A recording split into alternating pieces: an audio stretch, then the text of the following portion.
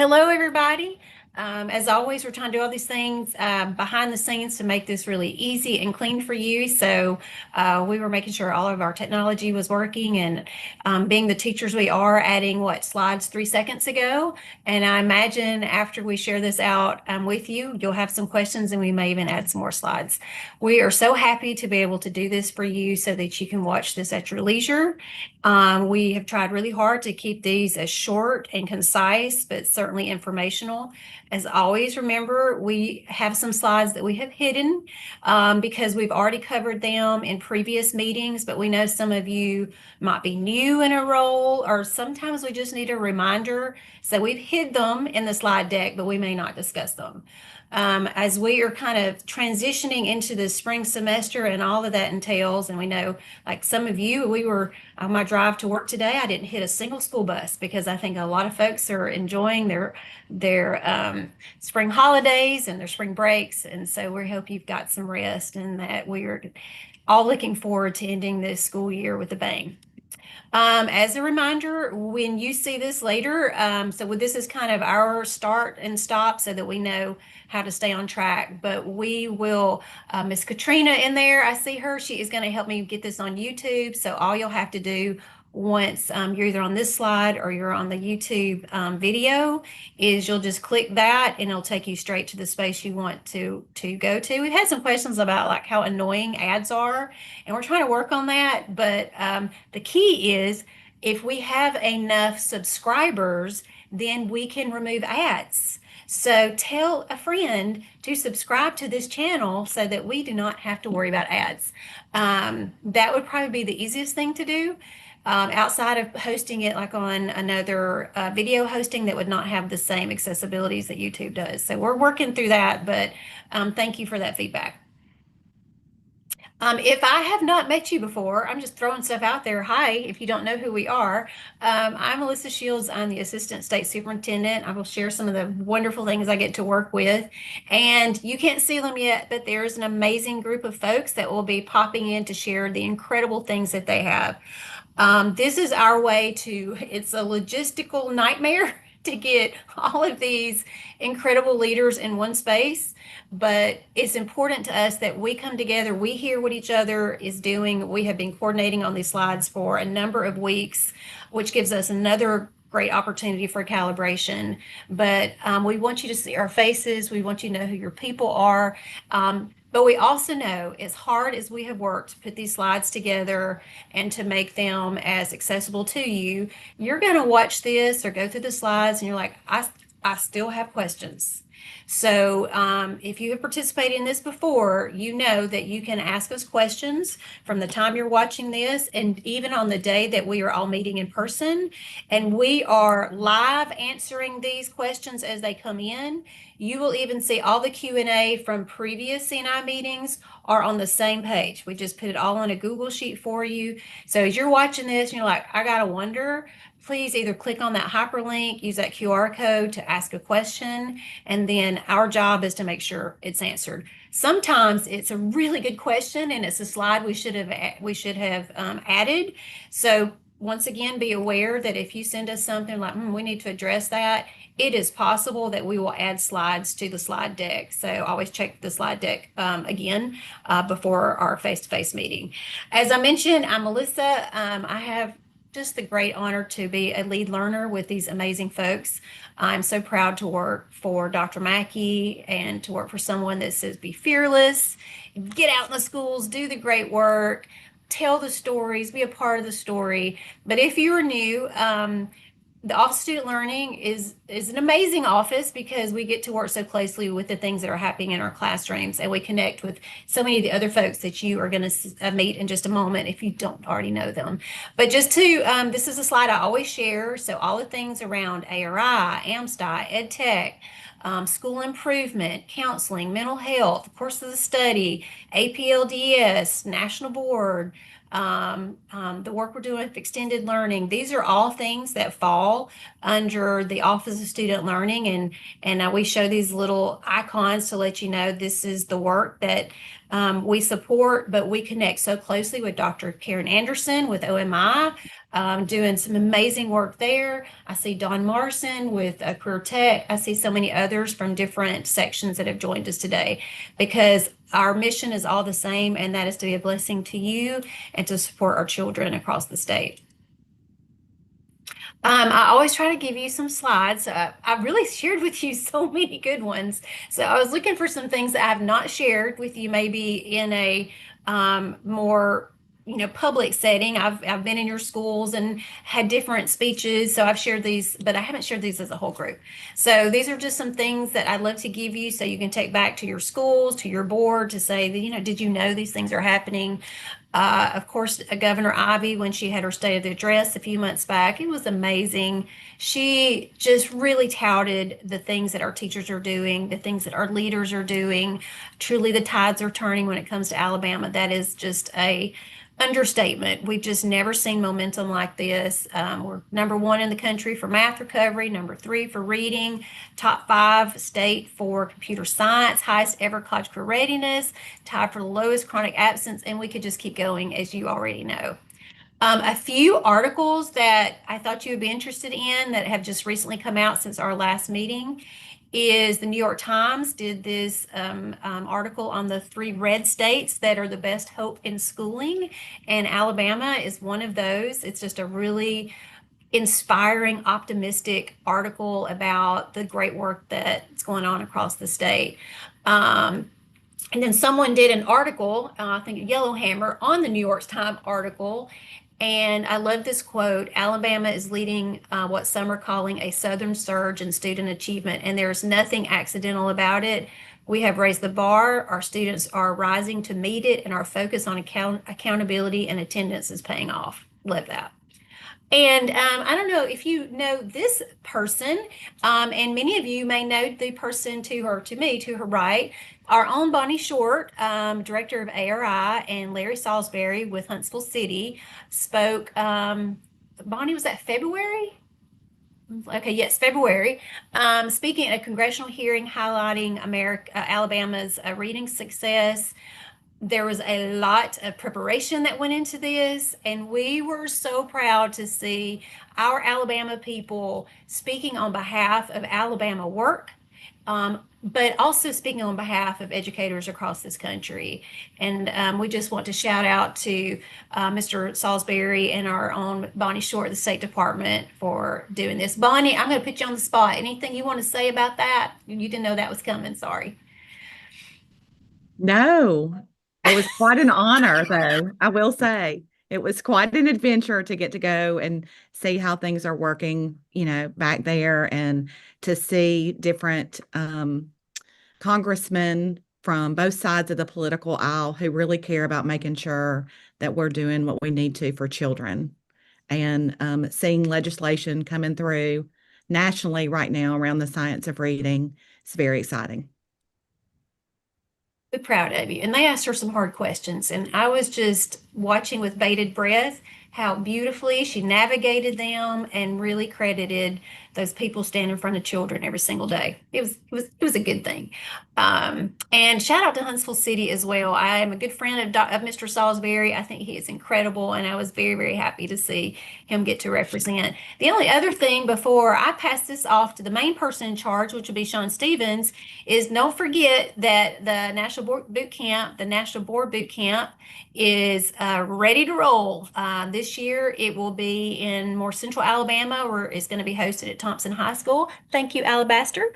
In person on July 16th and 17th, and then it will be virtual on the 15th. People can come and go either way. They can do some virtual, they can do some face-to-face, but we've included the website. So if you have folks who are interested in pursuing National Board, the scholarship application is still open for about 6 more days. If you have some folks who have submitted a scholarship application to become an MBCT, you've got folks that it's time for them to renew or maintain their certificate MOC. There's, I think, PLF training. So please share that with those that you think might be interested. Lastly, this was something that you may hear on the news, so we wanted to prep you. I'd almost forgotten about sharing this. So Alabama is participating in 2 really big national networks. We were asked by Watershed and CCSSO to be a member of the state's leading network, where the focus is on reading and math.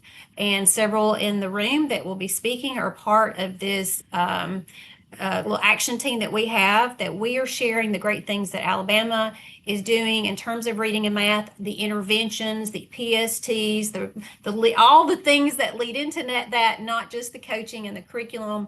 So be listening for that. We have had a lot of really interesting conversations, and it's helped us even poke holes. I think I said that word. I'm looking at Karen Anderson. We talk about poking holes all week. But it has helped us poke holes in some of the things that we know we need to do better. And Harvard reached out and said, "Hey, Alabama, we keep hearing all these great things you're doing. So we want you to be part of the state's leading states." So there's an SLN, States Leading Network. There's a SLS, a States Leading States.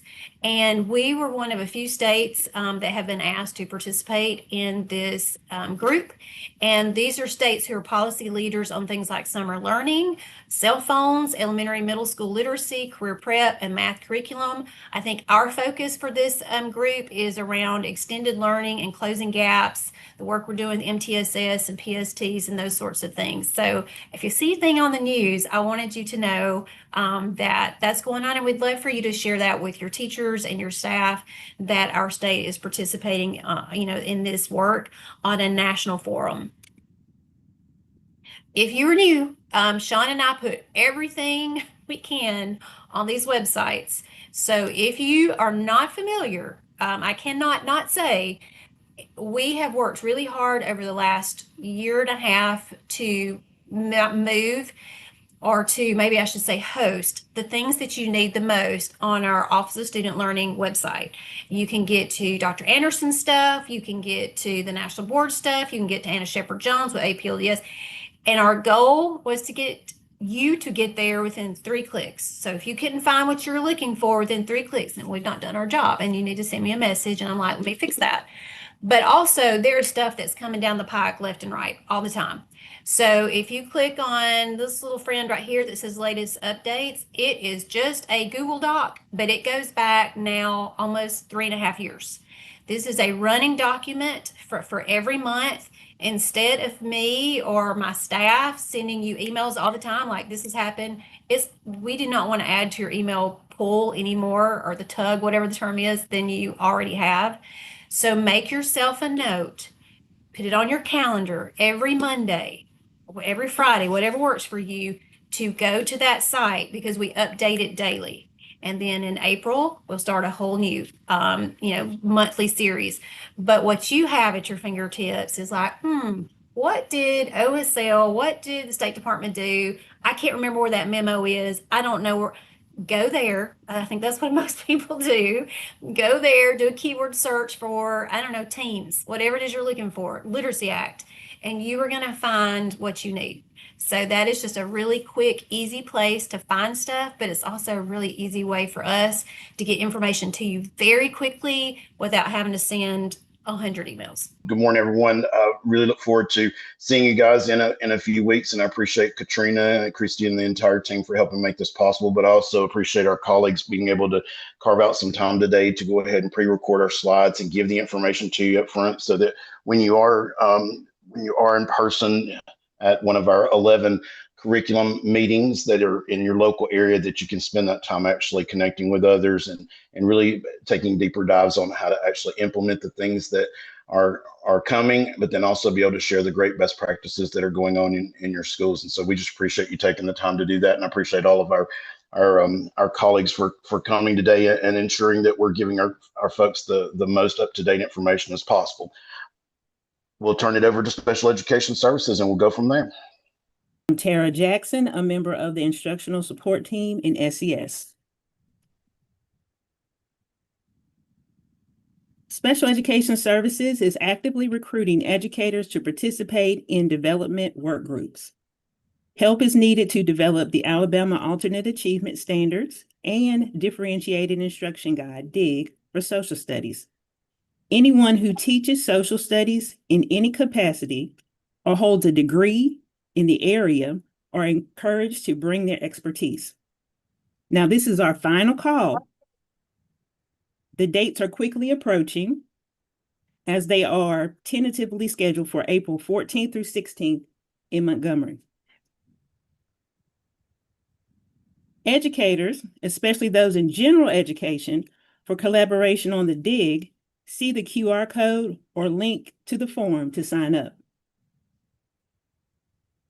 Educators, especially those in special education, for collaboration on the DIG, see the QR code or link to the form to sign up. Now, it's almost time for one of my favorite conferences. This is the Alabama Educational Technology Conference, AETC, and we are proud to bring back the assistive technology strand. This year's conference will be held from June 15th through 19th at the Von Braun Center in Huntsville.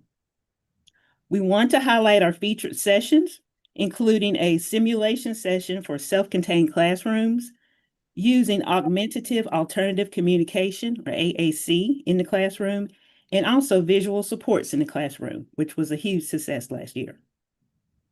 Now, that's all of our updates for this spring. Next, we will hear from our friends from the Office of Mathematics Improvement. Dr. Anderson, take it away.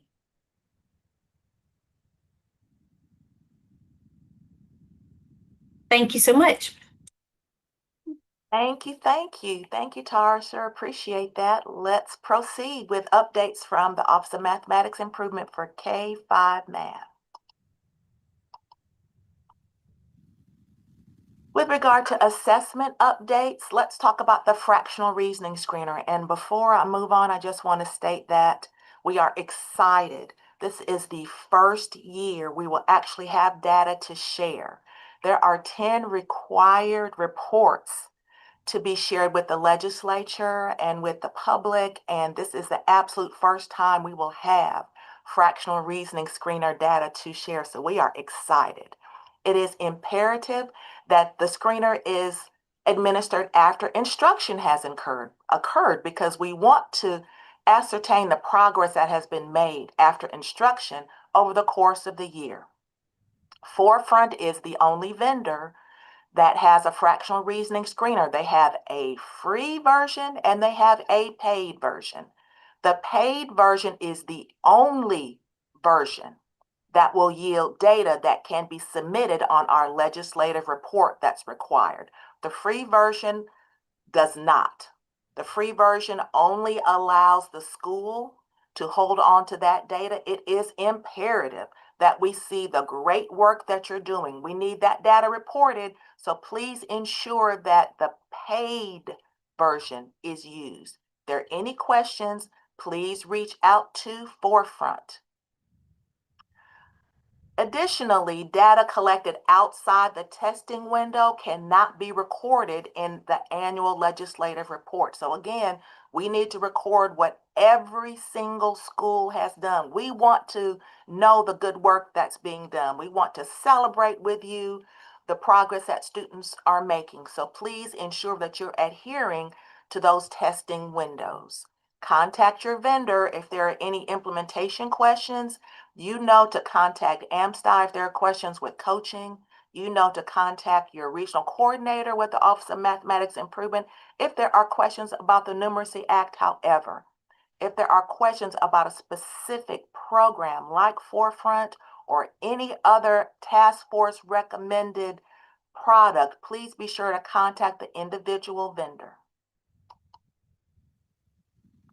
In terms of the administration window, you've got the second semester to record your results for the fractional reasoning screener for that second administration. That should be for grades 4 and 5. Again, please administer that screener after fractional instruction has been completed. And then finally, the third administration of your selected task force recommended formative benchmark should be administered in this window between April 13th and May 15th of this year, and that is for grades K through 5. The Numeracy Act states that schools with grades K through 5 should have access to a building-based mathematics coach. before the beginning of the 27-28 school year. We are right on track. Those who are next in line to receive or who are eligible to receive access or that allocation, you should have already received a memo. If you have any questions about that, feel free to reach out to your regional coordinator. So a memo has gone out to those who are next in line, or if you currently have a building-based math coach, you should have received an email from me with a memo from Dr. Mackey. The MOA will be signed before the allocation has been distributed. So it is imperative that the district representatives are activating the MOA, getting all the necessary signatures, following the procedures that are listed in that memo before the funds will be allocated. In terms of mentoring specialist support from AMSTI, that is shifting to 2 years. There's already been a communication that's been sent out regarding that support and what that looks like. Again, if you have any questions, please feel free to reach out to your regional coordinator. That transition to a more differentiated professional learning plan for those math coaches with 3 years of experience and beyond is being developed. And please stay tuned for additional information. With regard to summer learning camps, we are really excited. There are resources for your use. I think a particular interest will be a checklist. So before camp, you'll see everything that's listed here to do, including analyzing your middle of the year data. That's where we look to find which students should actually be invited to that summer learning experience. And you may consider removing some of those names based on the progress at the end of the year. Be sure that sections are created and students are rostered into Power School, and that interventions for those camps are set up after May 4th. In terms of the daily checklist, be sure you're entering student attendance. K3 mathematics is embedded, a little bit more about that later, and 4-5 reading is embedded. Enter time spent in math instruction, along with any other important notes that you want to recall regarding an individual or group of students, and any engagement data that you would like to share.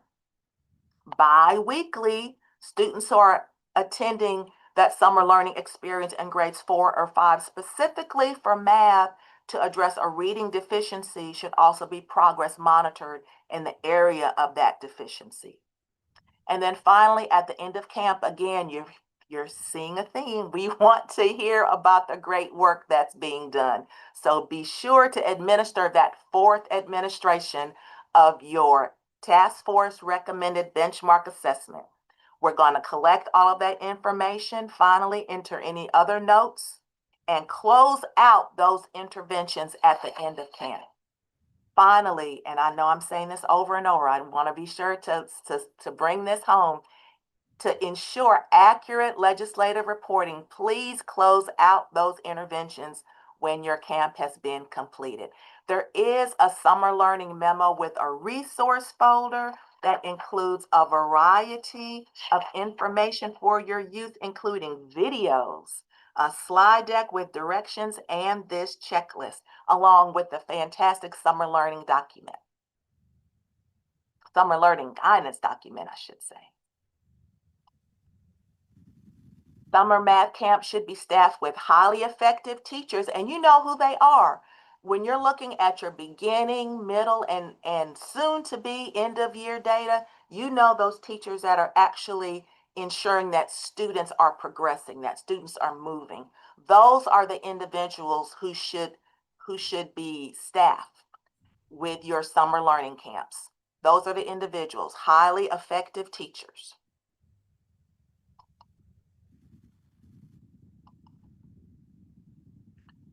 Ensure that 60 minutes of math instruction daily is provided in our summer learning experiences for grades K through 3. Specifically, 40 to 70 hours of math instruction for students in grades 4 through 5. The Numeracy Act states that by the end of the 5th grade that students should demonstrate their proficiency in grade level standards. So the amount of hours of math instruction in those upper elementary grades is specific. Assess progress after instruction, again, using that 4th administration, and be sure that you're collaborating and coordinating with existing summer programs. You'll hear more from Jeff Norris about that, but you want to connect to ensure that families, you're providing a full day, if possible, summer learning experience for families, particularly those who are working. So you might connect with a local Boys and Girls Club or a faith-based program. There are lots of different options depending on the community. Reach out to us. I want to give a shout out to our brand new, revised, new and improved website, omi.alsde.edu. Thank you so much, Sean. Good morning to each and every one of you. Certainly, I want to thank you for joining us for the spring 2026 CNI updates. I am Dawn Morrison. I do serve as the section coordinator for the Office of Career Tech and Workforce Development. And in my brief time with you on this morning, I want to just provide you all some essential information that will prepare you for the 26-27 academic year. My goal is simply just to bring some clarity, to reinforce some expectations, and ensure that every single school and district has the tools that they need to support high quality career and technical education across our great state.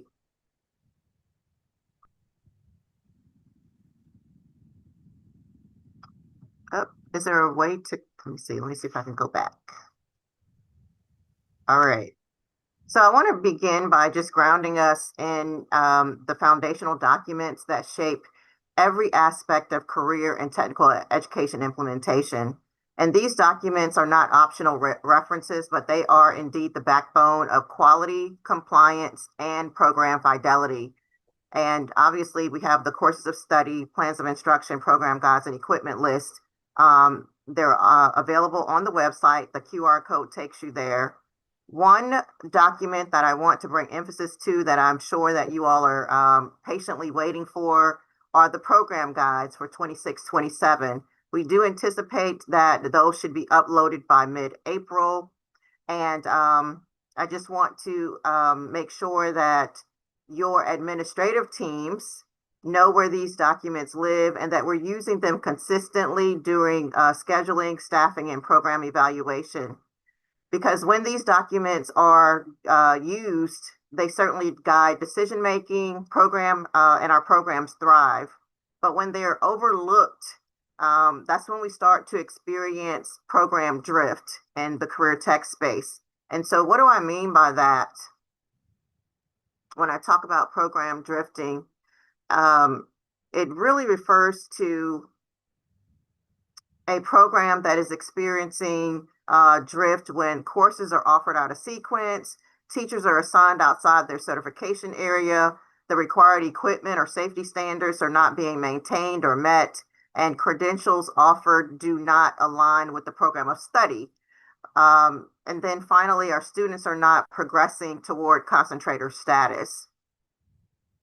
The program guides are your blueprint for quality and compliance. I want to just emphasize the program guides because of the importance and the value that it does bring. One particular leadership tip that I want to share with you all is that if we could, I would like to solicit your support in requiring every single counselor or the individuals that are in certainly your middle and your high schools, those that are responsible for scheduling, to use these program guides during advisement periods, staffing, and master schedule development.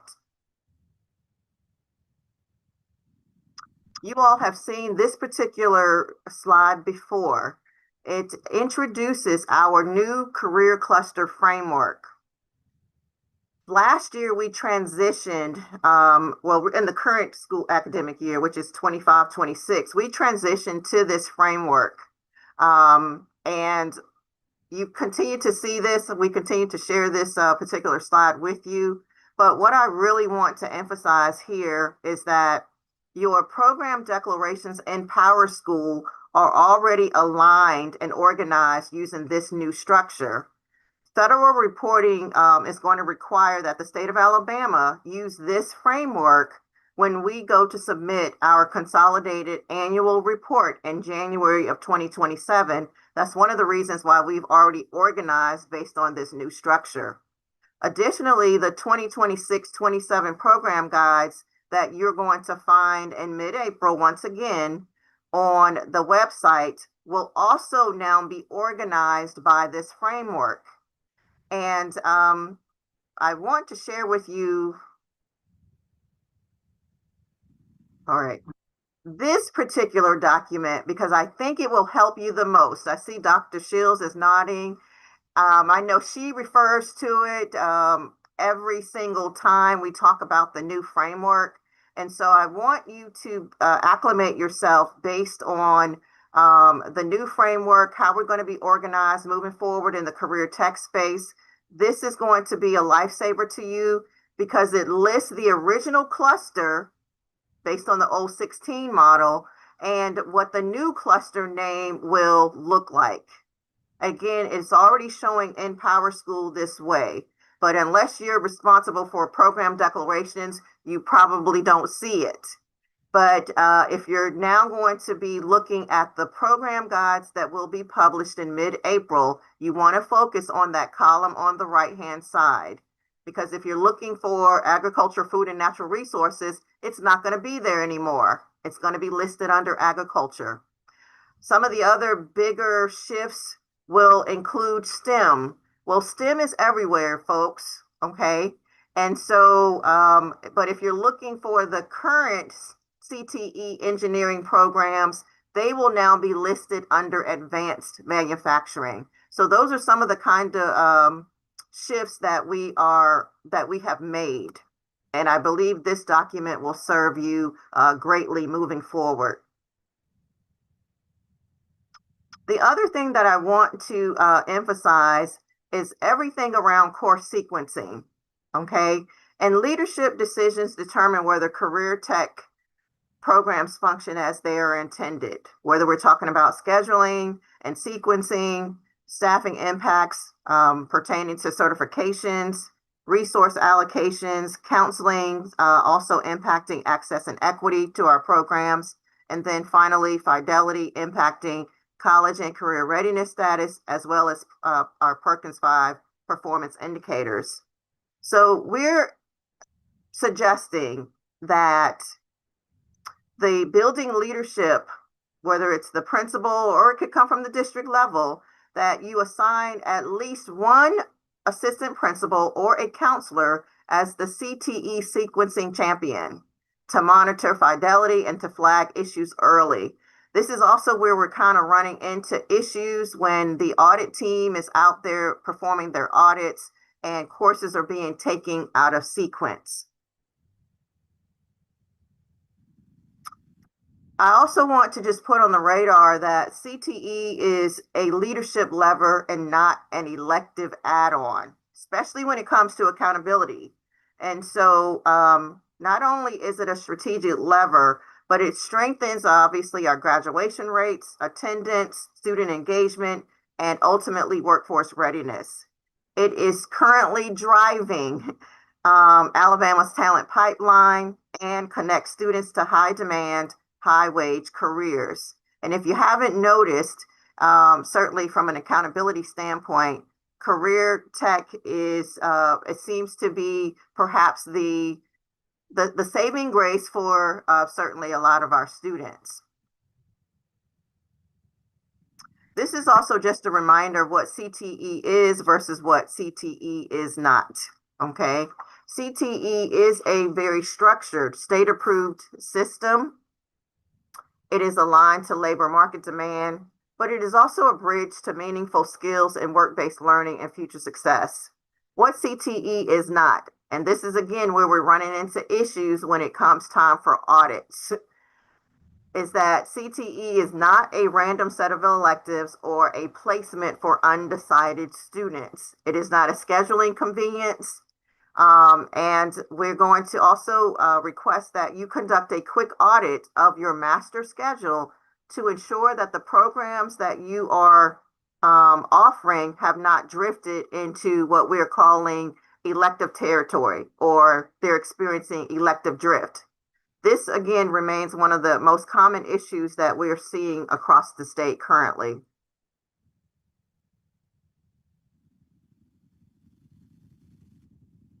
So sequencing, again, is the engine of high quality CTE, where students are progressing from a level 1 course or foundational or introductory level course to a level 2 course to advanced coursework, and then ultimately ending that whole career tech experience with some kind of capstone or work-based learning experience.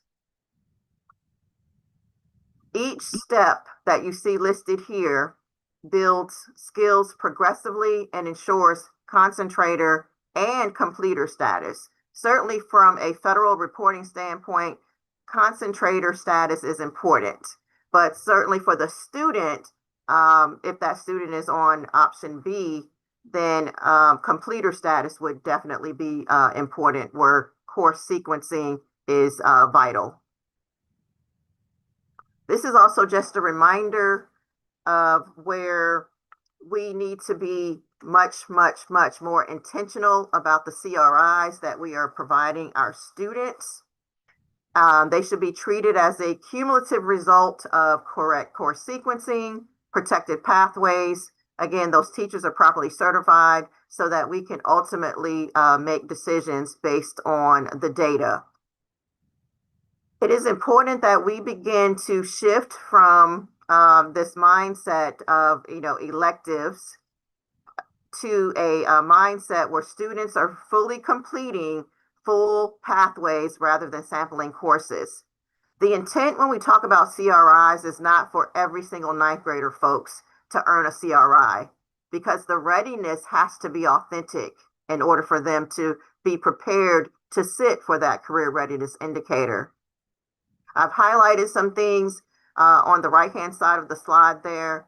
This also serves as the cover sheet for the career readiness indicator that speaks to the overview, the testing and assessments, as well as additional security guidance that we have added when you see the new list as well. The course file audit, and that audit revealed that across 69 LEAs, we identified 23 retired courses that are still in use, folks.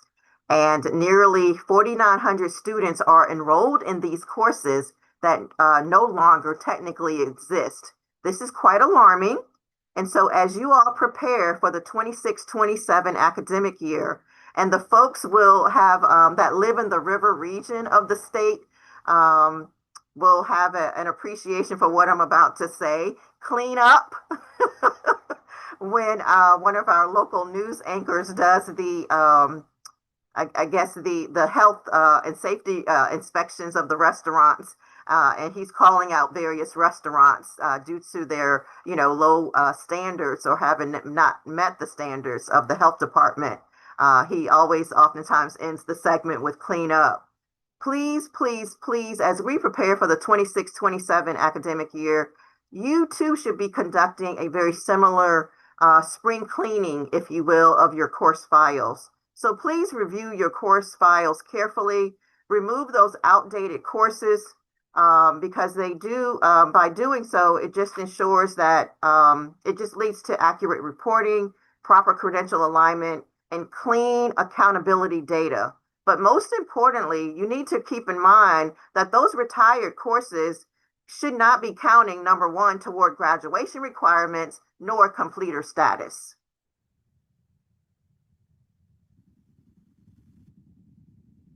Also, as a quick reminder of the work-based learning entry requirements, the students must be applying. There has to be a formalized interview process in place. The students should be submitting teacher recommendations, and they have to be accepted by the work-based learning coordinator. These steps ensure readiness and protects the integrity of the work-based learning experience. And so please ensure that your counselors are scheduling students based on this process. Students should not be randomly placed into work-based learning simply because space is available or because it fits the master schedule. Enrollment must reflect readiness for work-based learning experiences, appropriateness, and adherence to the established entry criteria, which is posted in our state's work-based learning handbook. Dawn, do you mind if I ask a question before you move on to your next slide? Will you just talk for just a second about the difference between the internship course and the co-op course? Absolutely. Thank you, Sean. I am happy to do so. So this current academic year, we launched 16 internship courses. And you also still have access to your work-based learning courses. But the intent of those internship courses, they should only be used when a student is placed in field based on their career objective, based on their 4-year plan. That all that is connected, folks. Okay, so you are going to have to go back if you're in the counseling capacity or even the career coach role, if you're supporting alignment and placement with our work-based learning experiences. You're going to have to go back to the student's 4-year plan and also perhaps even some of the assessments that they took where the student clearly identified what their career goals and objectives were. Okay, those are the documents that we should be relying on to make informed placement decisions for these students in the work-based learning space. So again, internship is supposed to be used to reflect in-field placement opportunities for our students, whereas the traditional work-based learning courses are going to be used to track students if they are still enrolled in work-based learning, but their job placement may be out of field or not connected to their career objective or goals. Thank you. And then again, as a accountability reminder, students must be formally declared in the career tech programs offered by your LEA in order to sit for an approved career readiness indicator and to have those results count towards CCR accountability. And Sean and his team, the audit team, we have had to send over folks a couple of emails this spring semester directing the audit team to uncheck the box on students that may have initially earned CCR status. And so we have to stop that practice for folks because we're not properly servicing students when we have to do that. Okay. And Don, that goes directly back to what you were saying about having districts that are still utilizing courses that have already been retired in previous academic years. Again, students risk the in jeopardy of not actually being a career tech completer, but then also the district's reporting of their enrollment is affected by using courses that are no longer active. True? Absolutely.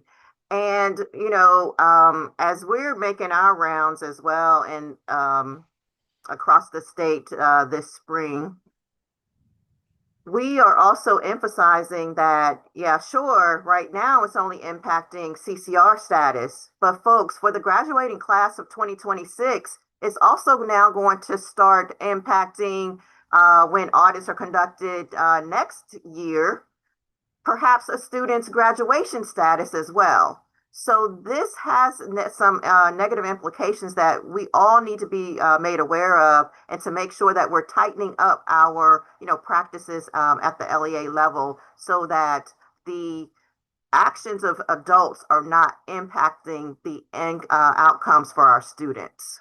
So I also want to just leave on a high note. Thank you to every single LEA that has supported the 4 state leadership conferences that have already been completed this year. We still have 4 more to go. And we need your help as judges. So if you see a QR code on the screen for any of the remaining conferences, please consider volunteering. These events showcase the best of, what Alabama has to offer in terms of student talent, and they provide invaluable real-world evaluation experiences So encourage your staff to participate if folks can get away. I know this is a busy season, but if you can get away, I would encourage you to check out one of the 4 remaining Career Tech student organization leadership conferences that we have left. And again, finally, as I close, as always, our office is here to support you. Please reach out with any questions, any needs, or implementation challenges that you may be experiencing. Together, we can ensure that every single student in Alabama has access to high quality impactful CTE opportunities. Thank you so much to Sean and Dr. Shields for this opportunity. Dawn, Over to Jeff before Norris. just one question before Jeff starts. Dawn, will you go back? Earlier, you mentioned that the program guides will be available in April. Would you? You don't predict that there will actually be any major changes as far as removing courses from those program guides. So curriculum leaders and career tech directors shouldn't be concerned that there's going to be something that would actually be truly impactful as far as changes go. What you guys may add some things or add credentials or something, but not anything as far as courses go that they should be really concerned about as scheduling is already underway. You're absolutely correct, Sean. We have not removed any courses. As a matter of fact, if anything, we have added courses that I think everybody is aware of at this point.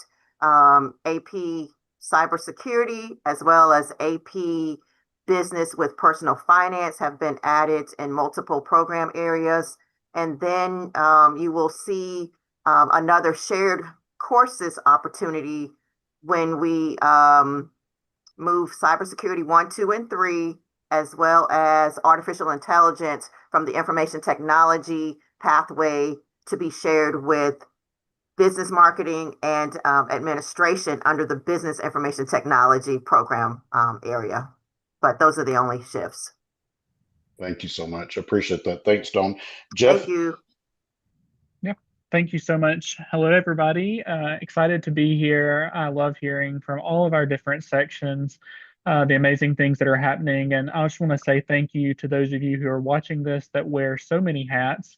I can't imagine overseeing all of these different things and hearing all this information. So we do appreciate what you're doing. I do know the biggest thing that is helpful is this idea of intentional planning. And as we are right in the midst of starting this 4th quarter in Alabama schools, we know that that 4th quarter is really powerful for our students. And so intentional planning is so important. And so I just want to lift up the idea of the 5th quarter with you today, which is also really important. And so we want to talk through a couple of ideas about summer and what's upcoming for this 5th quarter in Alabama schools. So 2 documents I wanted to just make you aware of. You may be familiar with this first one. It's called the K-12 Guidance for Summer Programming in Alabama. This is a cross-section document that we have put together, and that actually is a live document year-round at this point. You don't have to wait for it to come out in the summer guidance memo anymore. It's available on the Office of Extended Learning website all year long, so that you can actually start planning intentionally back in quarter 1. When you get your funding, you can start your plans for summer back in September and October. But this document is also directly linked to the memo that was just sent out. A new addition that we're calling a companion document to the guidance document is the Alabama's 5th Quarter Possibility Playbook. We have worked with several different sections at the Office of Student Learning to develop one-pagers that provide tools and winning plays and possibilities for summer learning in Alabama. We know that back in early September, I believe, you received a memo about supplemental appropriations funds that could be used for K-12 summer and after-school programs. Some of you have allocated those funds, and some of you have funds that are still left over from that allocation that you may want to spend, and you may not necessarily need them for your K-5 summer reading and math camps or your 612 credit recovery or course recovery programs. So we would love to give you some options and some possibilities for how those funds could be utilized, as well as how you could use local funds or other funding sources that you have at your disposal. So this document is actually live as well. You can access it in the same location as the guidance document and also on our website. We have listed thought partners for each of these different opportunities. A couple of examples, we worked with CTE to develop some different opportunities for career and technical education during the summer. We worked with AMSTI and OMI to look at STEM opportunities. We talked with librarians for public and school libraries for options over the summer. And so we included State Department contacts for those people who could be thought partners for you. Other resources on our website include our summer learning videos and our podcast episodes. So I'd love for you to check those out. Just went too fast. A couple of key points, and I'm so appreciative to Dr. Anderson and also to Bonnie Short, who were mentioning summer learning in their sections today, but I thought this might provide just a cohesive bullet point of a couple of main points. We know the hour requirements. The good news for our state is that the Literacy Act and Numeracy Act have not really changed, and so our guidance has also stayed the same. We're continuing to provide, support and options for summer, but the requirements have not changed. So 60 hours, 60 plus hours of reading for our K-3 students with that 60 minutes of math embedded in the program is really important to keep in mind. For our math camps, Dr. Anderson already mentioned the hour requirements for that. All of our students K-5 are I hate to use the word track, but we are compiling information in analytics and insights for summer interventions. It is a separate intervention in analytics and insights. It is not an extension of the school year intervention. So just make sure you look at the requirements for that, which are actually mentioned on the next slide. We've also mentioned about who to invite for the summer reading and math camps. We just wanted to give you one quick piece of advice, is that you don't necessarily have to have a site at every school, but you do have to invite students from every school. So depending on how your LEA structures your camps, you can obviously consolidate camps into one location or two locations or three locations. Sometimes that helps remove barriers such as transportation or teacher shortages or things like that. So maybe that's a helpful hint. Secondary for 612, I know that several of you wear this hat as well, and you are not just elementary coordinators. And so we have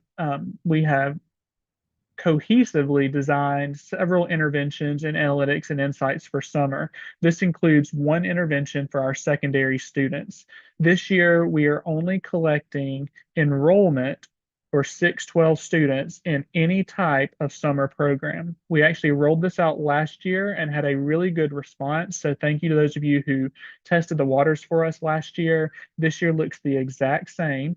The only requirement for our school districts is really just to enter those students, whether they are in some type of intervention like credit recovery program, it could be a course recovery program, or it could be an enrichment program like a transition to 6th grade or a transition to 9th grade, or it could be a STEM camp. It could be a foreign language camp. It could be a EL newcomer camp at the middle or high school level. Those would all be examples of intervention programs. There is one analytics and insights intervention for that entire 612 group.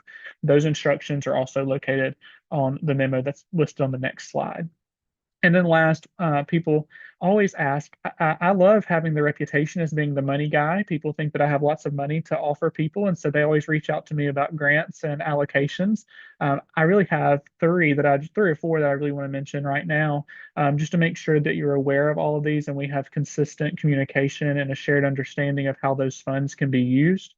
The first one is our supplemental appropriations. These funds can be used for K-12 summer and after-school programs.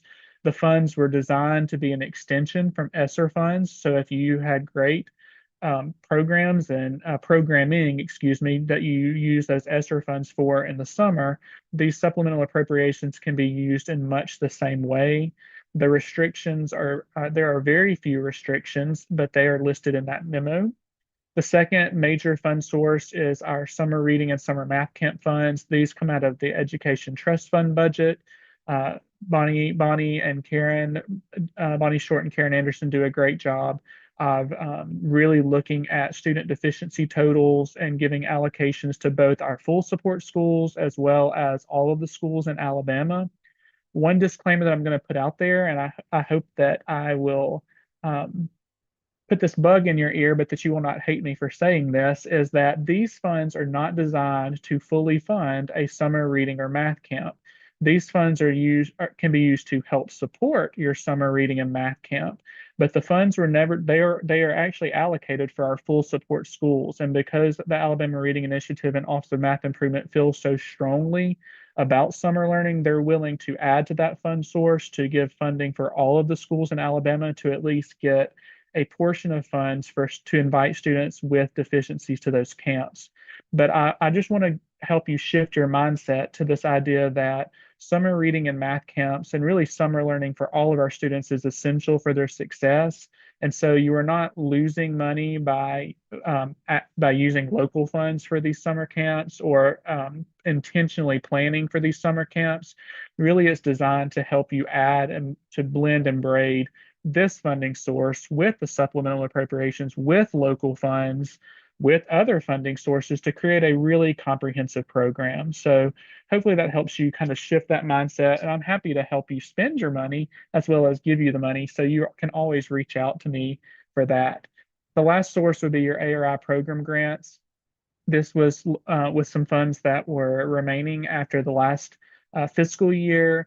This was an application that was submitted from our LEAs. Every LEA that submitted an application received a portion of those funds, and many of those applications were to fund a local reading specialist to work during the summer reading camp, to actually coach during the summer reading camp. I want to clarify that. That's how those applications were written. They also could be used for other portions of the summer program as well if you put that in your application. If any of these funding sources sound unfamiliar to you, please reach out and I'm happy to share more information about that with you. All of these things should be mentioned in the memo, and I'm trying to go to the next slide. Here we go. This memo just came out earlier in March. If you're watching this video in April, it came out last month, but the memo is called the Summer Programming Data Collection and Reporting Memo. It is for K-12. It is one cohesive memo, so there will not be another summer memo coming out this year. There will be an end of the year reporting memo that is a little bit different than the summer learning memo. So make sure you clarify your understanding between those two different reporting requirements.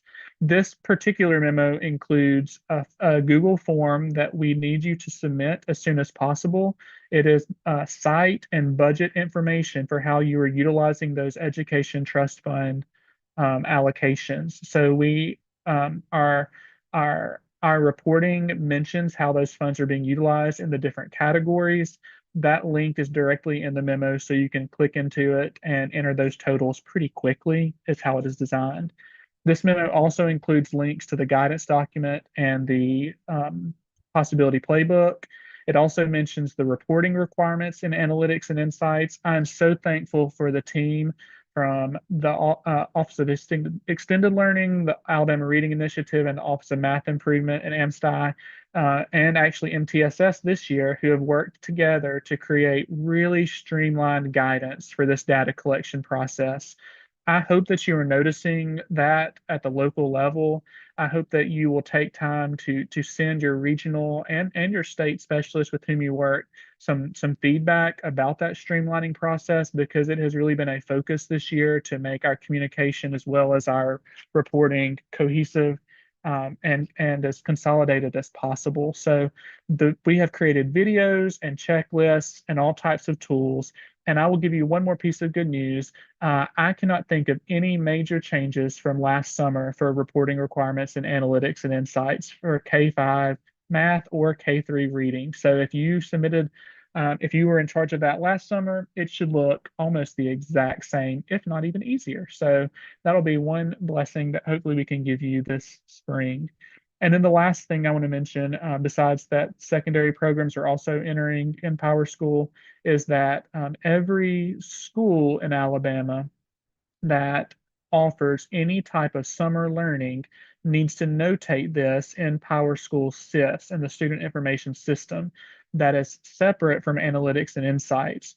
It is a one-click button. Stacy Royster and her team set this up. This is actually how we meet state code for traditional summer school in Alabama that has been around since like 1999, I believe.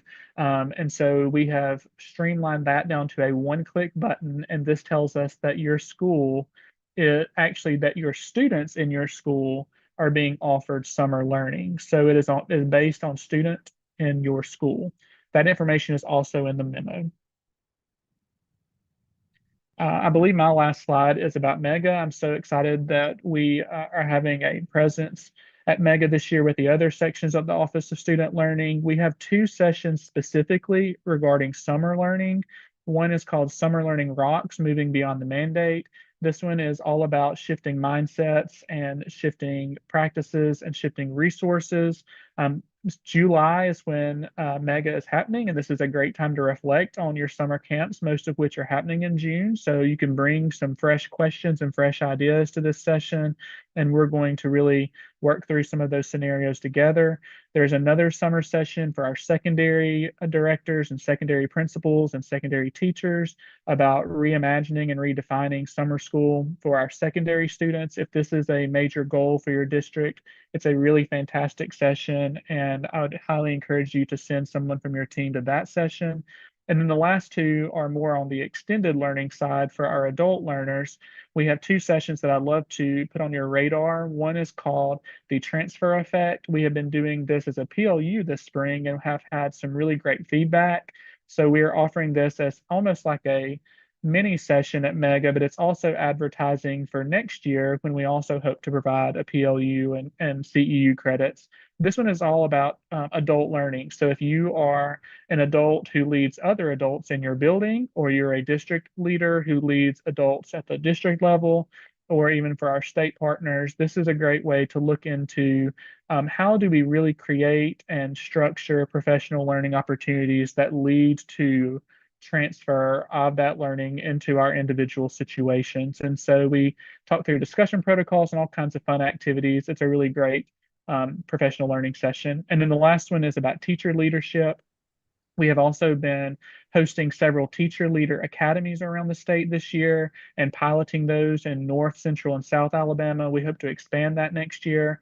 This particular opportunity is for teachers who do not necessarily want to go into administration, but want to be influencers in their building. And we know that teacher retention and recruitment is a major goal for our state. And I firmly believe that empowering our teachers to be leaders in whatever position they're currently holding is one way to do that. And so if we can find joy and empowerment by being a classroom teacher or a coach or an interventionist or a special area teacher, or all of those people, we want them to feel like they are leaders in their buildings. And that is one way to really curb teachers who are leaving their profession. And so this particular mega session is for teachers, but it's also for administrators who might be wanting to implement some type of teacher leader academy in your building or in your district.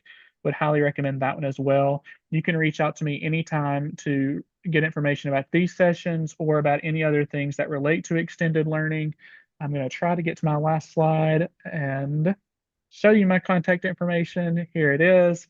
You can reach me and I'll be happy to be a thought partner with you or be a regional support. So please check out our Office of Extended Learning website or shoot me an email. Thanks again for letting me be a part of your day.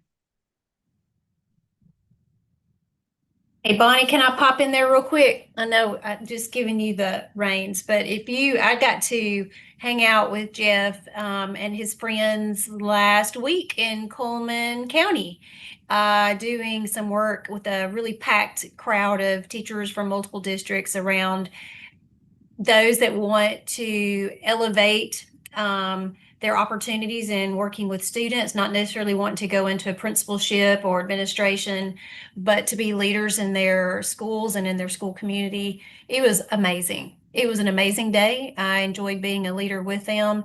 There are a lot of things that are kind of happening around the state, and as part of Jeff's role with extended learning, he's doing a lot of work with extended learning with the big kids, us, and your folks as well. So please plug into some of those things. The feedback has been overwhelming. I have to shout out to Jeff and so many others on this call who, you know, when they are presenting, you might have Jeff, you might have someone from ARI, you might have someone from NTSS. It really has become an opportunity for us to say, this is a need. Schools have reached out to us and said, hey, what about our secondary people? What about our teachers that want to be leaders, but they don't necessarily want to go into a pipeline? How can we create structures and opportunities for them?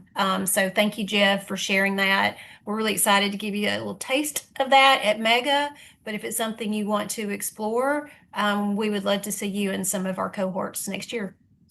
Back to you, Miss Bonnie. Thank you, Jeff. Good morning, everyone. I hope you're doing well. I wanted to start off today by going over some bills that have already been signed by our governor that I want to make sure you're aware of. One of them is the prohibition of 3Qing. We already have this in our code for the state of Alabama, so you should already be staying away from 3Qing practices, but now it has been signed by the governor and is into law. Here are the overall premises about this. I've included in here a quick little video because I think one of the key elements is making sure that people understand what 3Qing is. We want to make sure that they also understand what it's not. As we're building background knowledge for students, as we're talking about comprehension and experiential knowledge, and we're showing pictures that are connected with that, that is totally appropriate. And so the law outlines that, yes, absolutely, you can use these type of practices for this. But as students are working to decode a word, they're learning to figure out what a word is. You don't want to use that. You don't want to use that visual memory as a basis for teaching. Like, look at the word and what other words do you know that start with the letter S or start with the sound S. You also don't want to be lifting up elements like, well, look at the picture and see if you can figure out what this word is. And so if you are using books, materials, anything that is outside coming into our students that involves these practices of 3Qing, you need to make sure that those are ceasing.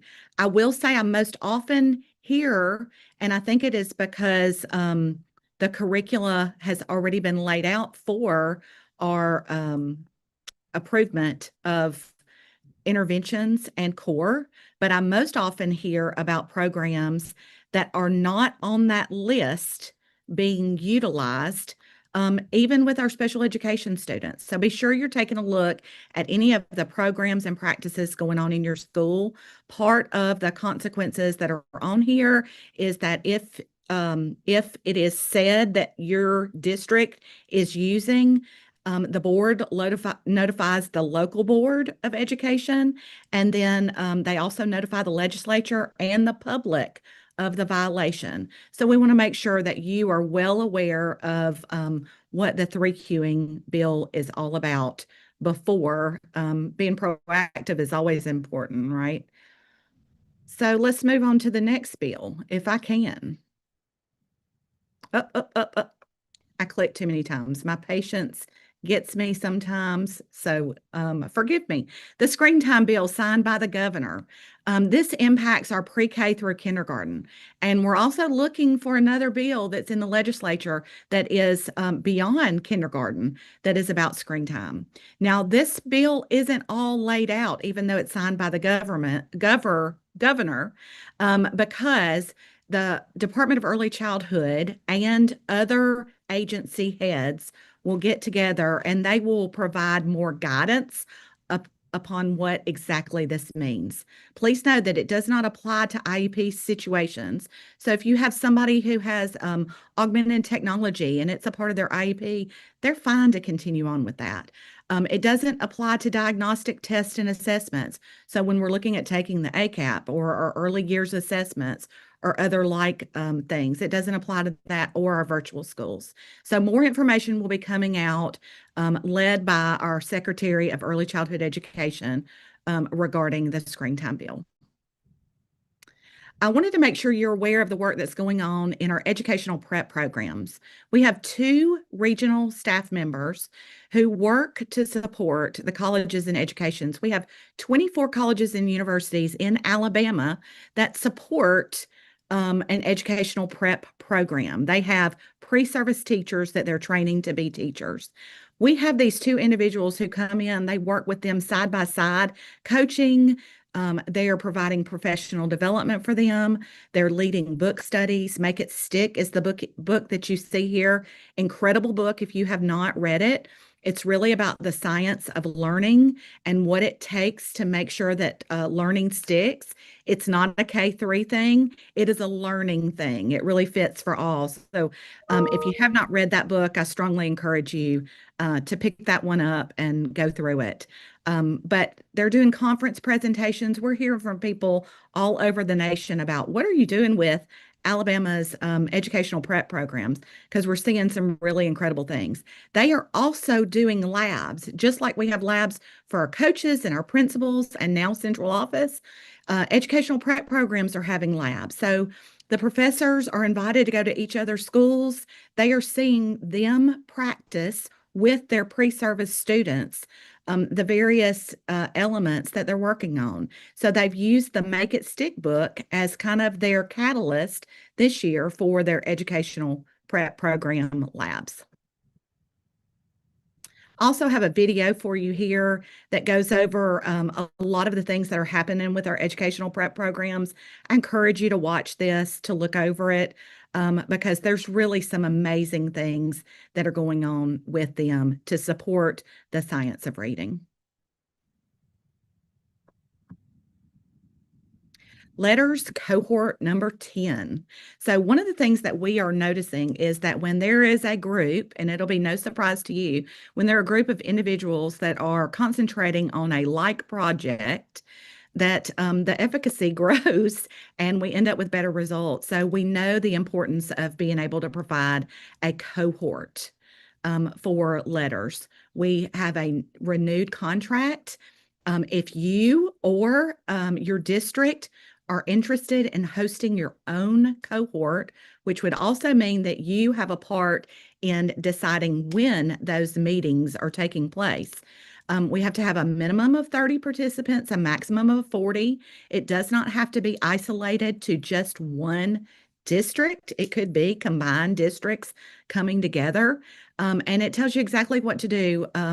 Register here if you're interested in having your own cohort.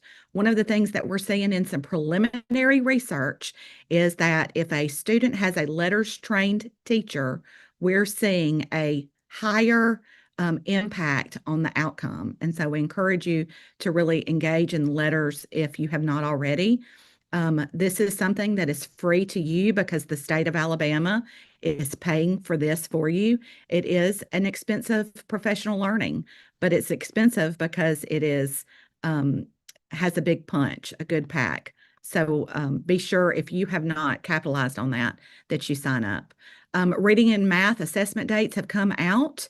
They are in a memorandum that was recently released. Encourage you to go ahead and do your forward planning for next year so that you know when these key elements are taking place. Got a reminder there of when the early years assessments dates are. We need to make sure, just as Karen Anderson said, that we are testing within those windows to make sure that we're maximizing the work that we have going forward. This probably looks familiar because Karen Anderson showed you one that looks almost the same, but it's with math. We're really working to streamline our processes so that when you see something that's coming out from her, it looks similar to something that's coming out with us and vice versa, because we know y'all were doing so many different jobs at one time. You'll see the very similar setup that she shared, so I won't belabor this one. I also want to remind you that intervention programs have changed. You didn't lose any of your intervention programs. You just had additional intervention programs added to it. We've created a one-pager for you where you can click on this information to find out more about any of these intervention programs that are here. We're trying to make sure that you have access and the information that you need to make informed decisions. If you are looking at an additional intervention program, I encourage you not to completely do away with your old one. It it's not a bad idea to have one on deck in case you're seeing that a program is not as effective with a particular group of students. So keep that in mind as you're making decisions for your school, but you can maintain the exact same programs that you had this year if that's your choice. Also want to lift up sessions that are going to be with ARI, Beyond Grade 3, and the Office of Extended Learning. We'll be downstairs in the mega building of the conference center, as we always are. And these are just names of some of the sessions that'll be taking place. So I encourage you to come and check out some of the mega sessions we'll have for you. This is our website. As always, we try to keep this up to date for you with the information that you need. Remember that you can get to that from the webpage that Dr. Shields shares with you of the rolling notes. I'm also here to share some information about the Alabama Department of Early Childhood Education. Secretary Brooks shared this with us. They have their big conference coming up October 27th through 29th of 2026 in Mobile, Alabama, and they are looking for proposals now. If you're a part of the P3 group or if you have a pre-K, I think that's exactly who they're looking for. So be sure you contact Tara, and she would be happy to give you the information about writing a proposal.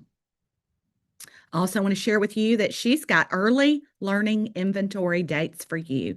This is a list of dates when training sessions will be available for the Alabama Early Learning Inventory. You'll be reminded that this is your kindergarten entry assessment. This is also what is being used for first grade readiness. The registration will open in April. All training sessions are virtual. Trainings are for new kindergarten teachers. Notice I didn't say all your kindergarten teachers. I did not say your first grade teachers. It's about your new kindergarten teachers. Returning teachers can review the Alabama ELI Padlet for any new information. The training is not intended for the first grade teachers for the first grade readiness assessment. The reason it is not is because you should have a very small number of students that you're required to provide the Alabama Early Learning Inventory for, because most of your students are coming from public education moving on into the next grade. But if you do have students who are doing that, the recommendation from the Department of Early Childhood is that you have somebody who is supporting your kindergarten students to give that test. If you make other choices, of course, we'll support you in that, but wanted to make you aware of that recommendation that has come through from them.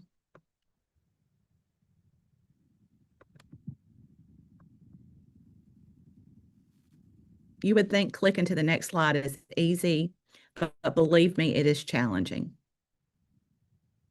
And now my coaching friend, Kathy Jones, and her team are going to share about AMSTI.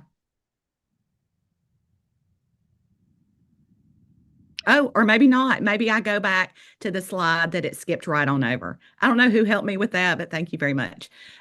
This is just kind of a breakdown of Alabama Learning Inventory and the first grade readiness assessment so that you can see kind of how those differ, where you can get the information for that. Just as a reminder, first grade readiness assessment is only for those students who meet the first grade readiness assessment criteria. And you can go to that Alabama ELI Padlet and it outlines that. New first grade teachers do not need to attend the training, and be sure that you are capitalizing on the resources that they have made for you. If you have any questions, feel free to reach out to us. Appreciate all you do for our students. AMSTI, now it's really your turn. Yeah, I got you, girl. I said, wait a minute, we got one more slide. So yes, thank you so much. And yep, let's pass it on to AMSTI. All right, good day, everyone. Your AMSTI State Department team is here today to share some updates, and we'll start out discussing an update with the K-5 Math building-based math coaching, training, and support update for this upcoming school year. So we are really excited. You heard Dr. Anderson drop that seed earlier when she was sharing with OMI. Big changes are coming, and really, really awesome, good changes are coming as we look at how we support our building-based K-5 math coaches in the field.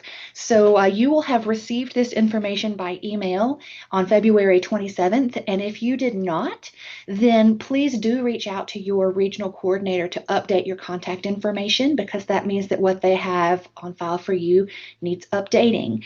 Want to just share with you that our purpose is to streamline our coaching academy experiences and the ways that we provide programmed support so that we can expand the way that we offer differentiated support to our coaches. Everyone has something different that they need. They have different perspectives and backgrounds that they bring to the table and different contexts where they're serving. So we really want to honor that uniqueness that our coaches have and tailor the support that they receive specific to their needs.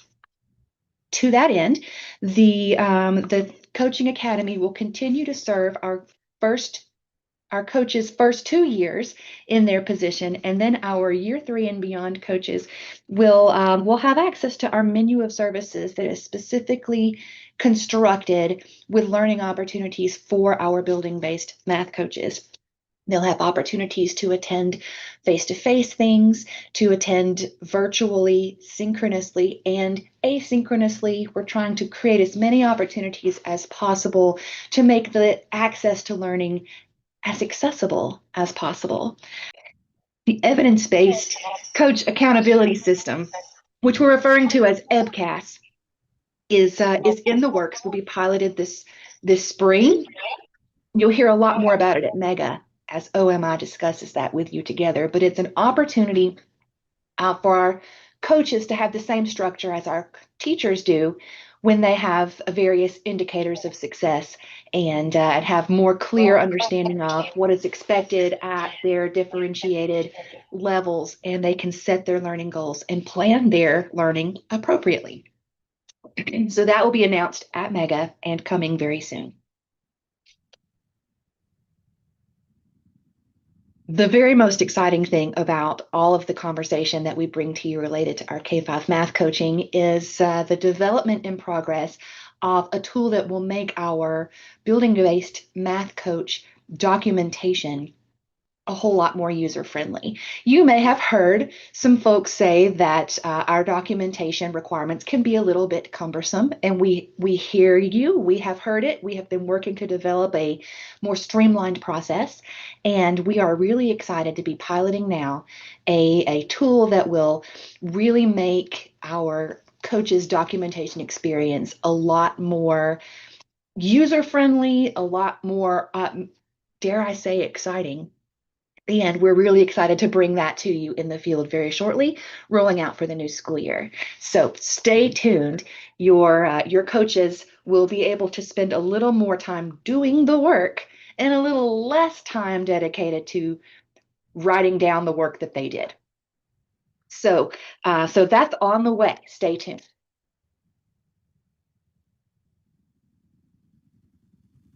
You may have recently participated in the Spring Everyone Counts session.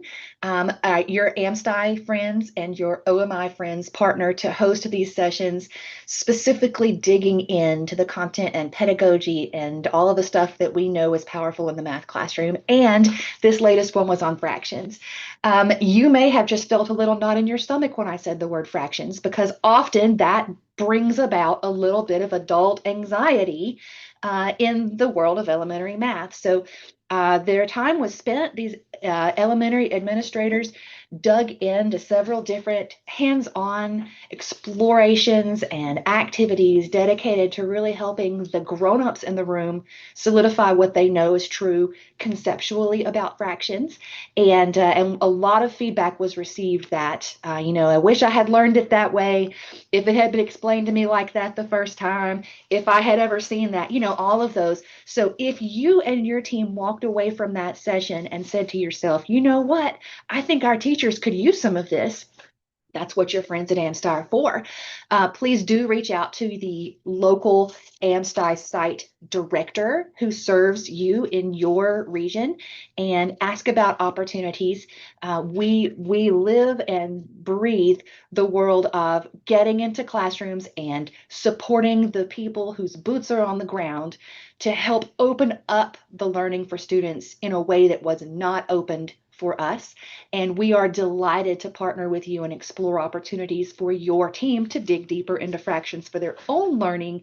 That investment in our learning is worth it for those children who deserve the very, very best. So please reach out to your site director for information about learning on fractions and also anything else related to K-12, math, science, and technology.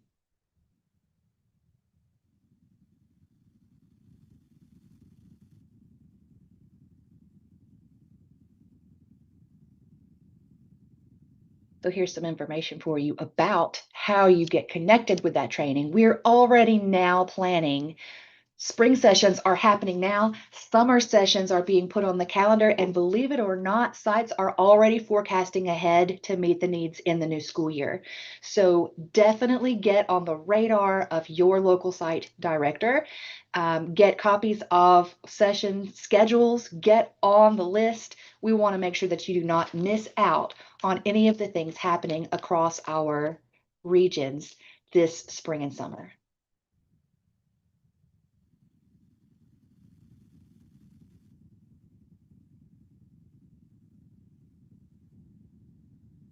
Well, I clicked it, but it's not going. There it goes. All right.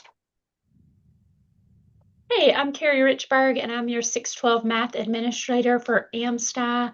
And you guys have heard at several CNI meetings, we've talked about our upcoming 9th grade geometry virtual reality experience that we're doing to really study how virtual reality can be used to enhance student learning as a supplemental part of teacher instruction. And so this project is finally headed into our implementation phase in the academic year 26-27. And so we are working with our research partners, WestEd, right now to host informational sessions. So if you think your school would be interested or your teachers might be interested, we would love to connect with you and just talk to you about the project, about the details of what's included, about what the teachers gain from participation in this project, about the data that we're collecting from school systems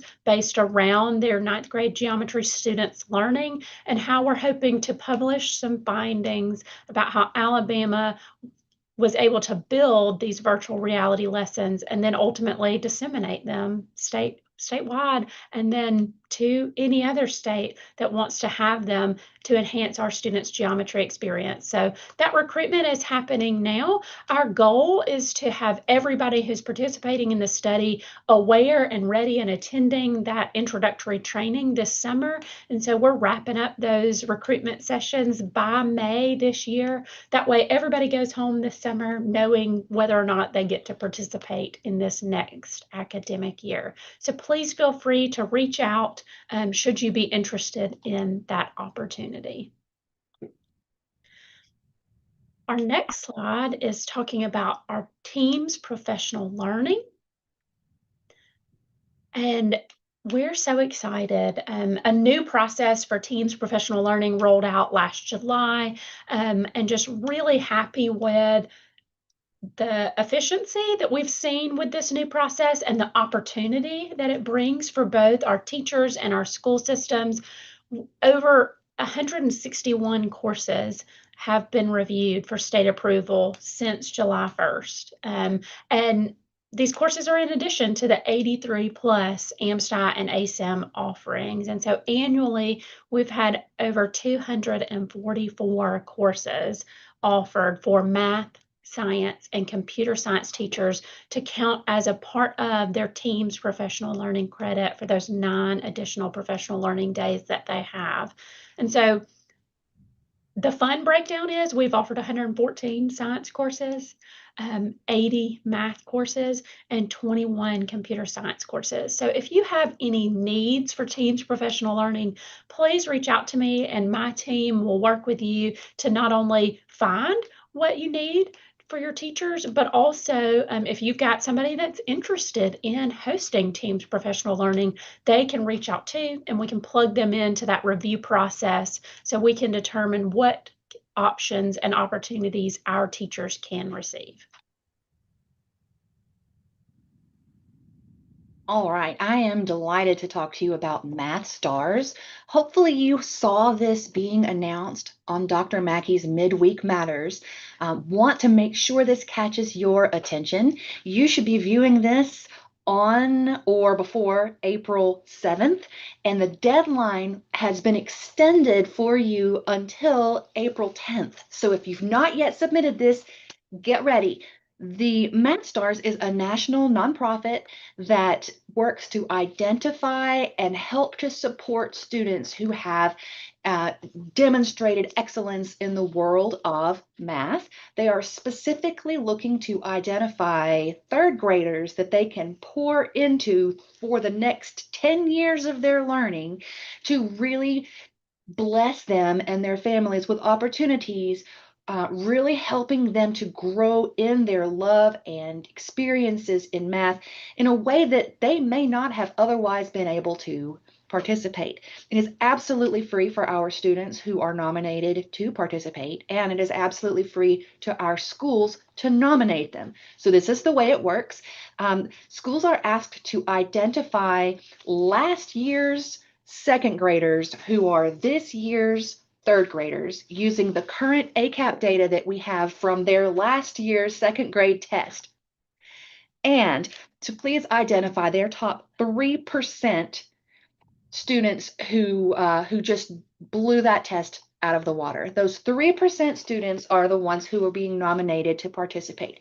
So Math Stars will not gather the names of those students, and the State Department will not gather the names of those students.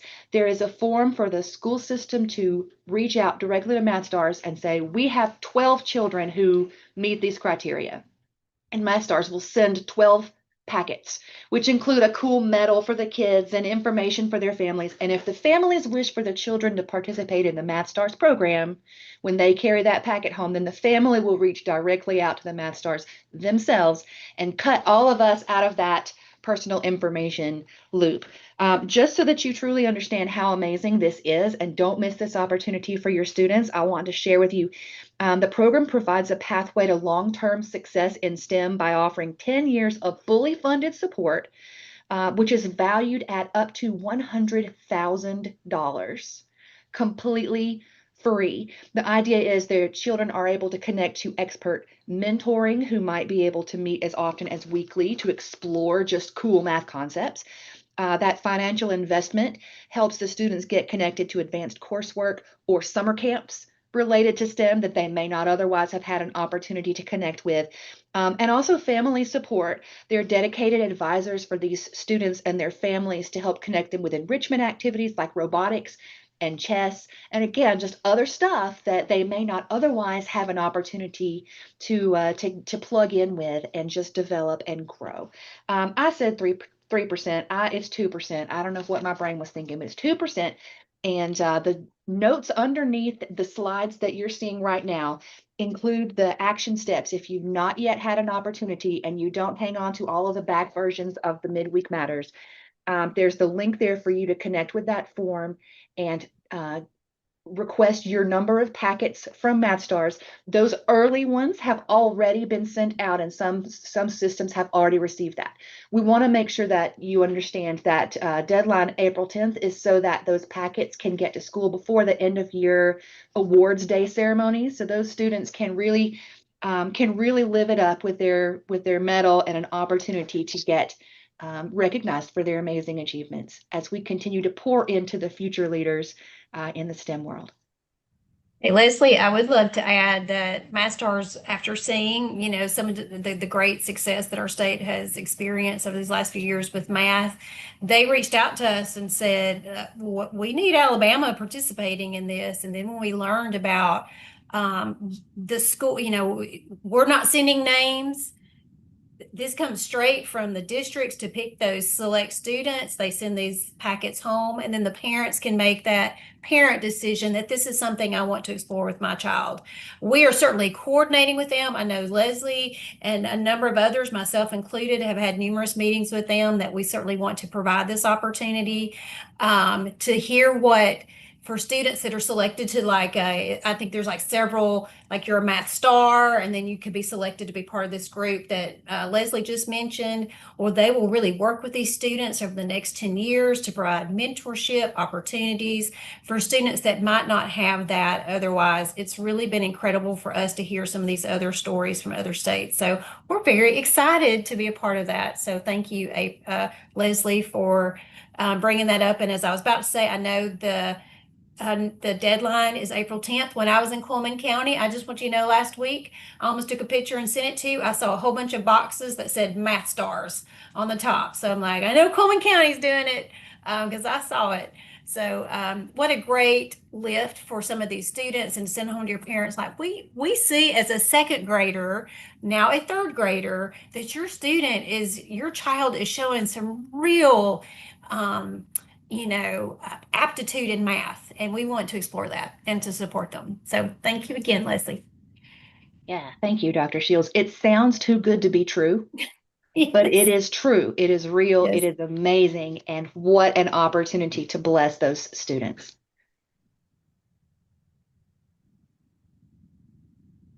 Next, we just wanted to take a minute to congratulate each of these schools who have received an AMSTI robotics grant. These are just some things that we found on social media, from Woodland Forest, Tuscaloosa Middle Magnet, the Region 11 announcement from AMSTI Troy, and Julia Newman Elementary in Athens City.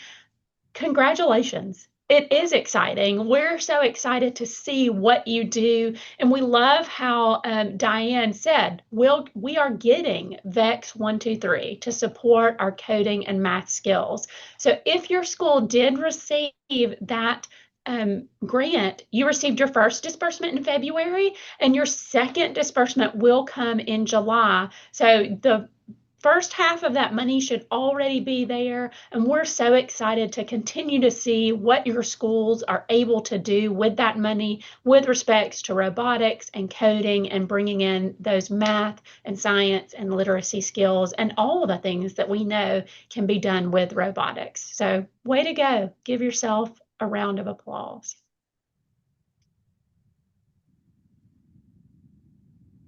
And while we're clapping, want to bring some really awesome data to your attention, bragging on our friends in Region 8.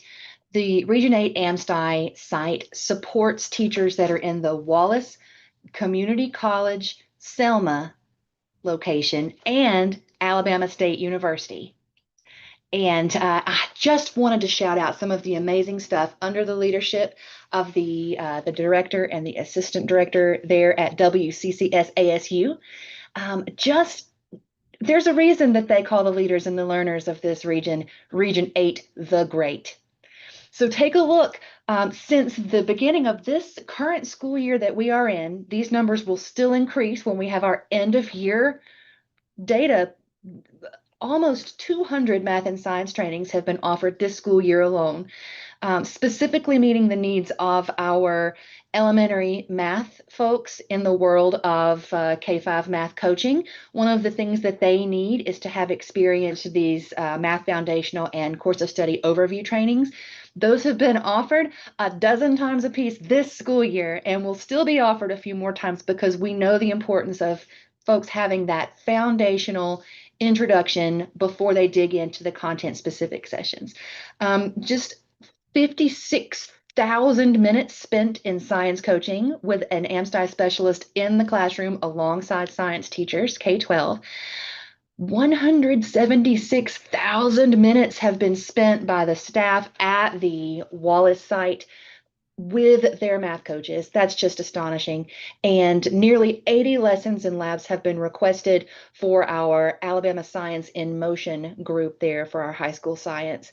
It is absolutely amazing, all of the support and activities that are being put in place to lift up the teaching and learning happening across the state. And this is just a snapshot from our friends at Wallace. Hello, everyone. I'm Dr. Amara Lynn. I help to support K-5 science, and we are excited about what's happening with science. I hope that your K-5 learners are enjoying science in their classroom. And at this time, we are excited to announce a collaboration between the Alabama Library Media Office as well as the K-5 Science, that we are encouraging your librarians to join in for this high-impact collaborative professional learning experience that's going to help to move your program forward. And so our K-5 3-5 specialist, Brittany, is using the book I'm so sorry. How to participate. This is a book to read with a worm, and so she is sparking that curiosity with investigating earthworms, exploring scientific structures and key concepts that will meaningfully connect literacy and science in partnership with AMSTI. So if you would like your librarian to join, there are 4 sessions around the state, so please join in to learn more how to connect those science and those literacy components together. We are also excited about the new update as it relates to the science cycles. We have heard feedback that the current schedule is a bit confusing, a little wonky, and so we're excited to return back to 4 cycles starting 2026-27 school year. So please be on the lookout for that communication from your AMSTI regional director. So I'll pass it off to my colleague, Dr. Charles. So we want to thank everyone who's worked with your regional AMSTI site to pick up your AMSTI materials.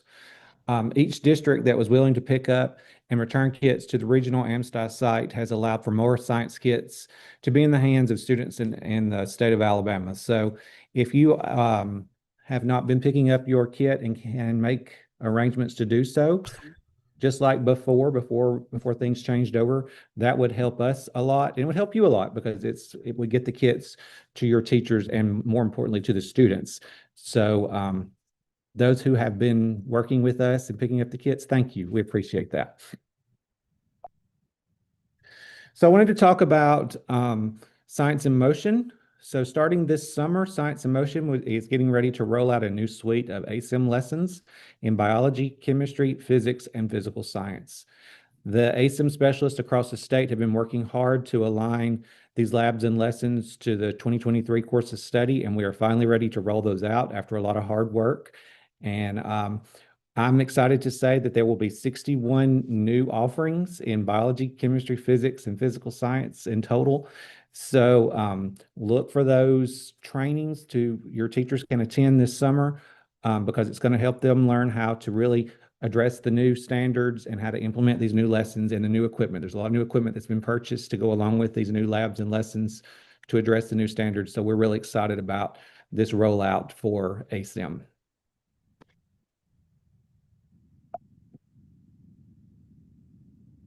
All right, we're jumping on the invitation train to say you've got to come join AMSTI at Mega. The week of July 20th through 24th in Mobile. Registration is open. Get in there. Find yourself a hotel for the week. We just take a look at some of the offerings that will be held in the AMSTI hosted rooms the week of Mega. You'll see all sorts of math, science, and technology. You'll also note that we have collaborations going with our friends at the Alabama Reading Initiative, with the Instructional Services, with our friends in the Special Education Department, tons of guest sessions from some of your favorite systems and programs across the globe. It's going to be a really great week full of learning. You can find us in 3 locations throughout the week. We'll be in the Riverview Clipper room, the Riverview Schooner room, sharing space with assessment, and also the Conference Center's East Ballroom on Thursday. So make sure that you go through that program when it is released and earmark all of the amazing sessions that AMSTI is bringing to you this summer. Summers for Learning and Growing, and we can't wait to see you there. Make sure, as always, that you're following us on social media for updates. You can find us on all of the big ones. And then we are also on YouTube, and we're growing our video collection as we continue to create resources that are helpful for educators and also for families. And hey, don't miss out on an opportunity to connect with your AMSTI state team. We hold office hours.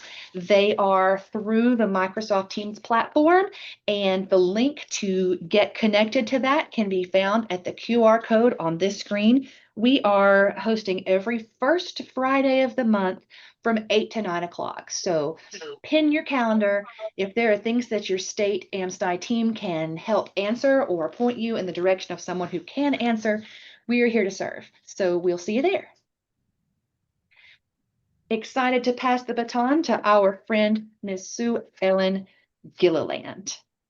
Well, I'm afraid you get me instead Oh, because no. she is and her family are exploring Yosemite, and we have been getting pictures every day. It has been so much fun. And thank you for mentioning the office hours. So we have been working because we got a request. I think it was at the last meeting. Like, it would be really awesome to know, like, of the sections, who has office hours and when. So I could just look at a calendar and be like, first Friday, AMSTI, whatever. So we have a document. I think it's finished. So I'm going to look at that. I just made myself a note to see if it's ready to roll, so that we will add that to our OSL running updates, so that you'll be able to say, hey, who are the folks that, if I need to kind of plug into, ask a question that I have. That you have us. So Sue Ellen, knowing that she was going to be on like a big trip, like she's got like a whole extended family. They're all wearing matching shirts.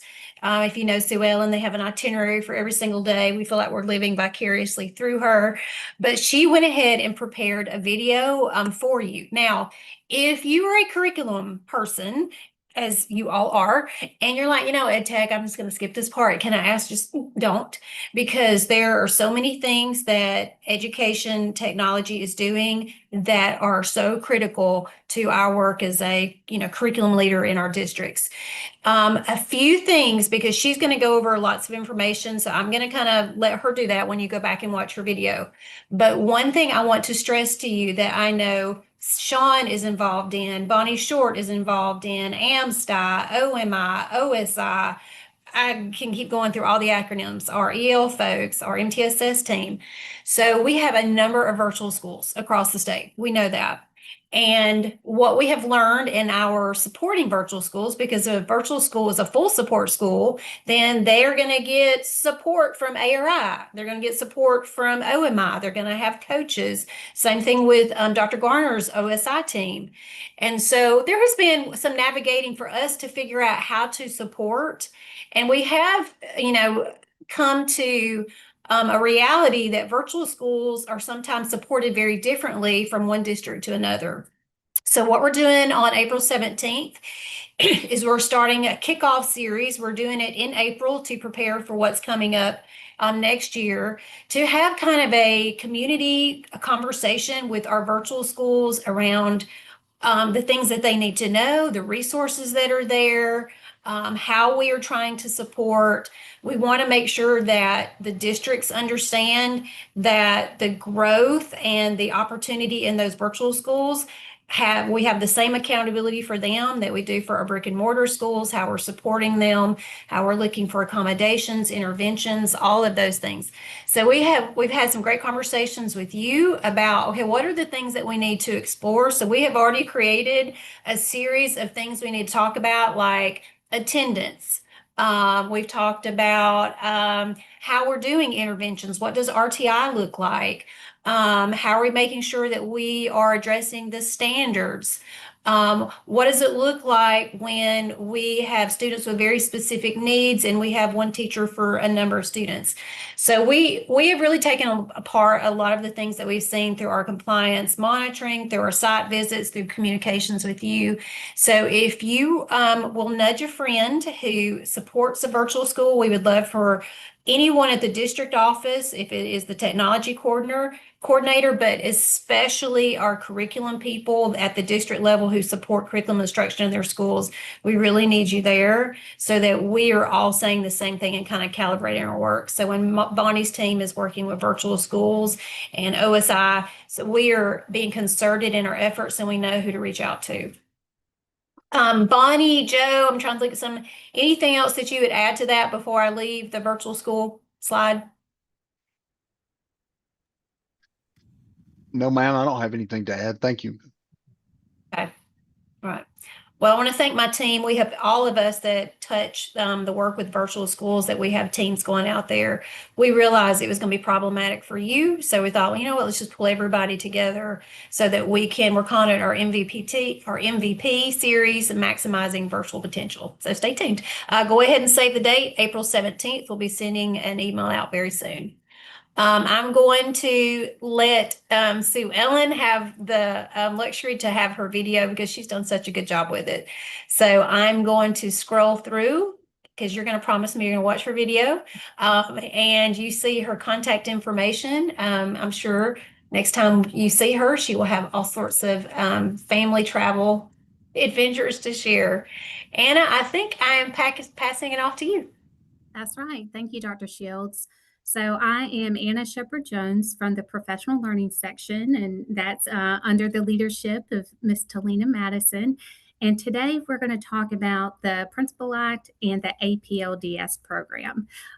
So if we go to that next slide, we're going to see some deadlines and some reminders for this school year. So on that next slide, you'll see this is about where we should be in the current school year.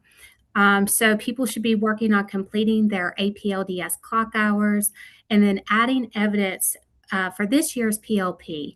And if you don't mind advancing to that next slide, so we can get a visual for that. Thank you so much, Dr. Shields.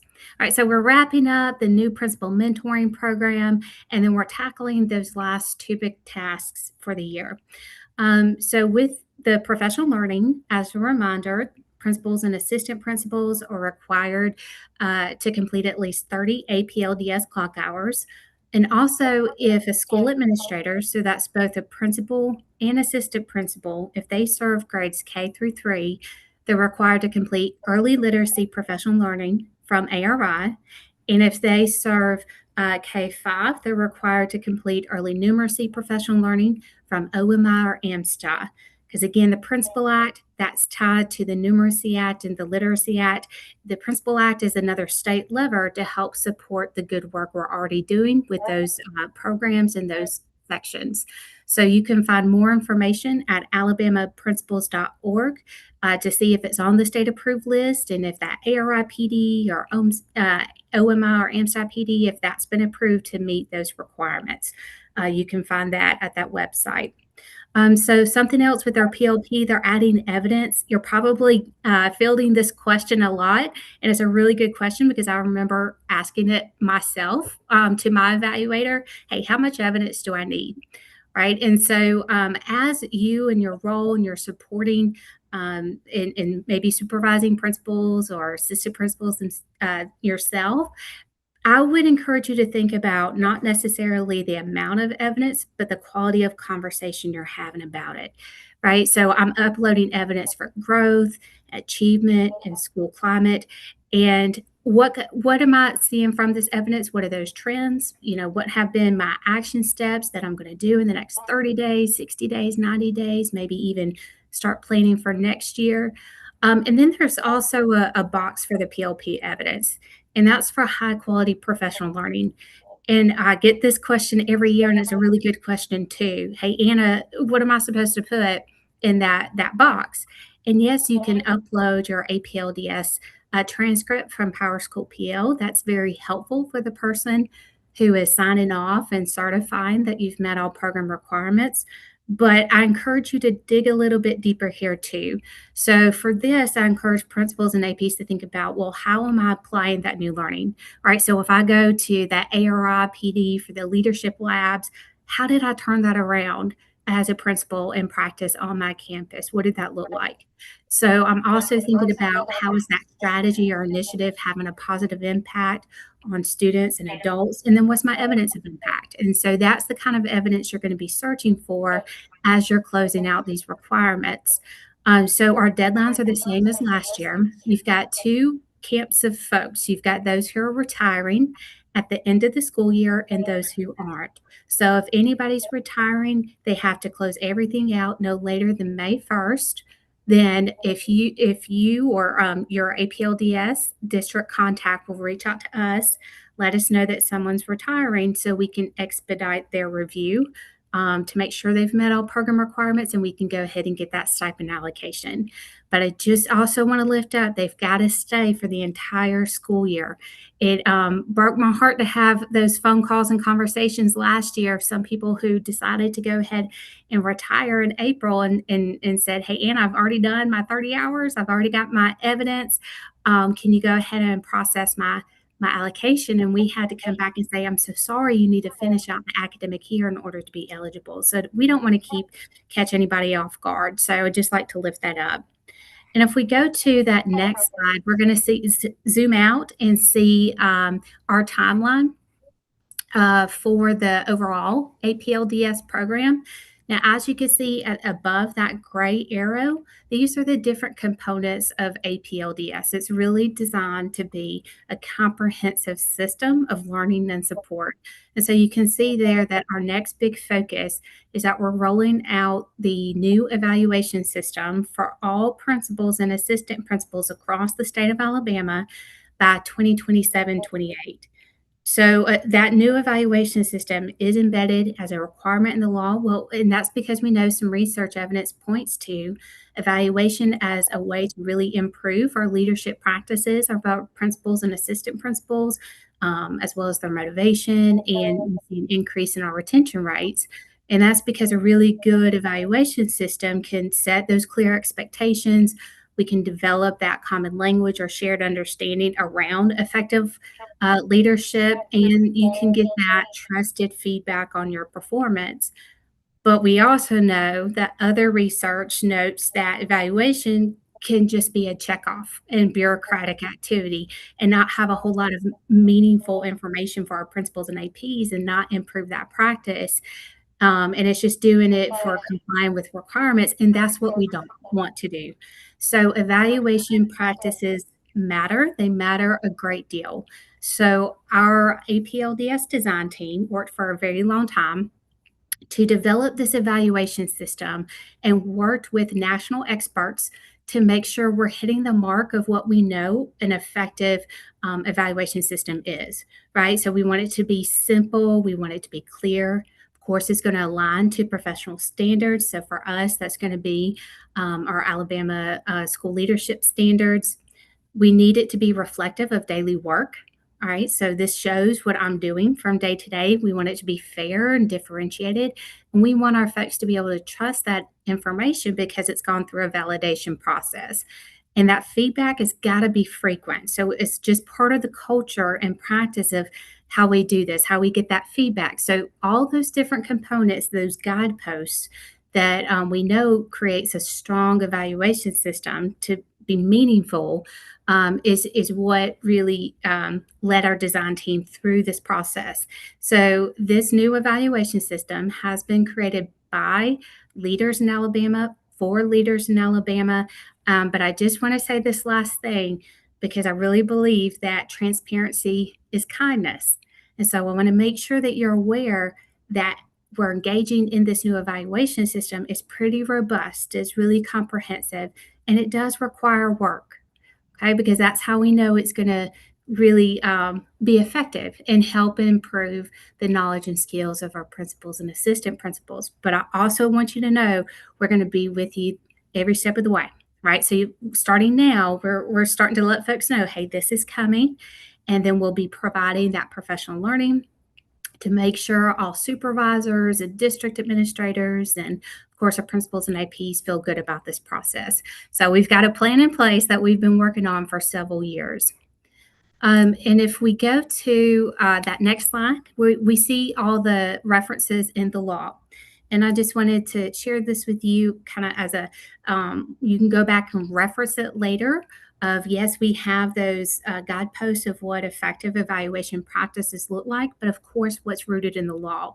What are we required to do?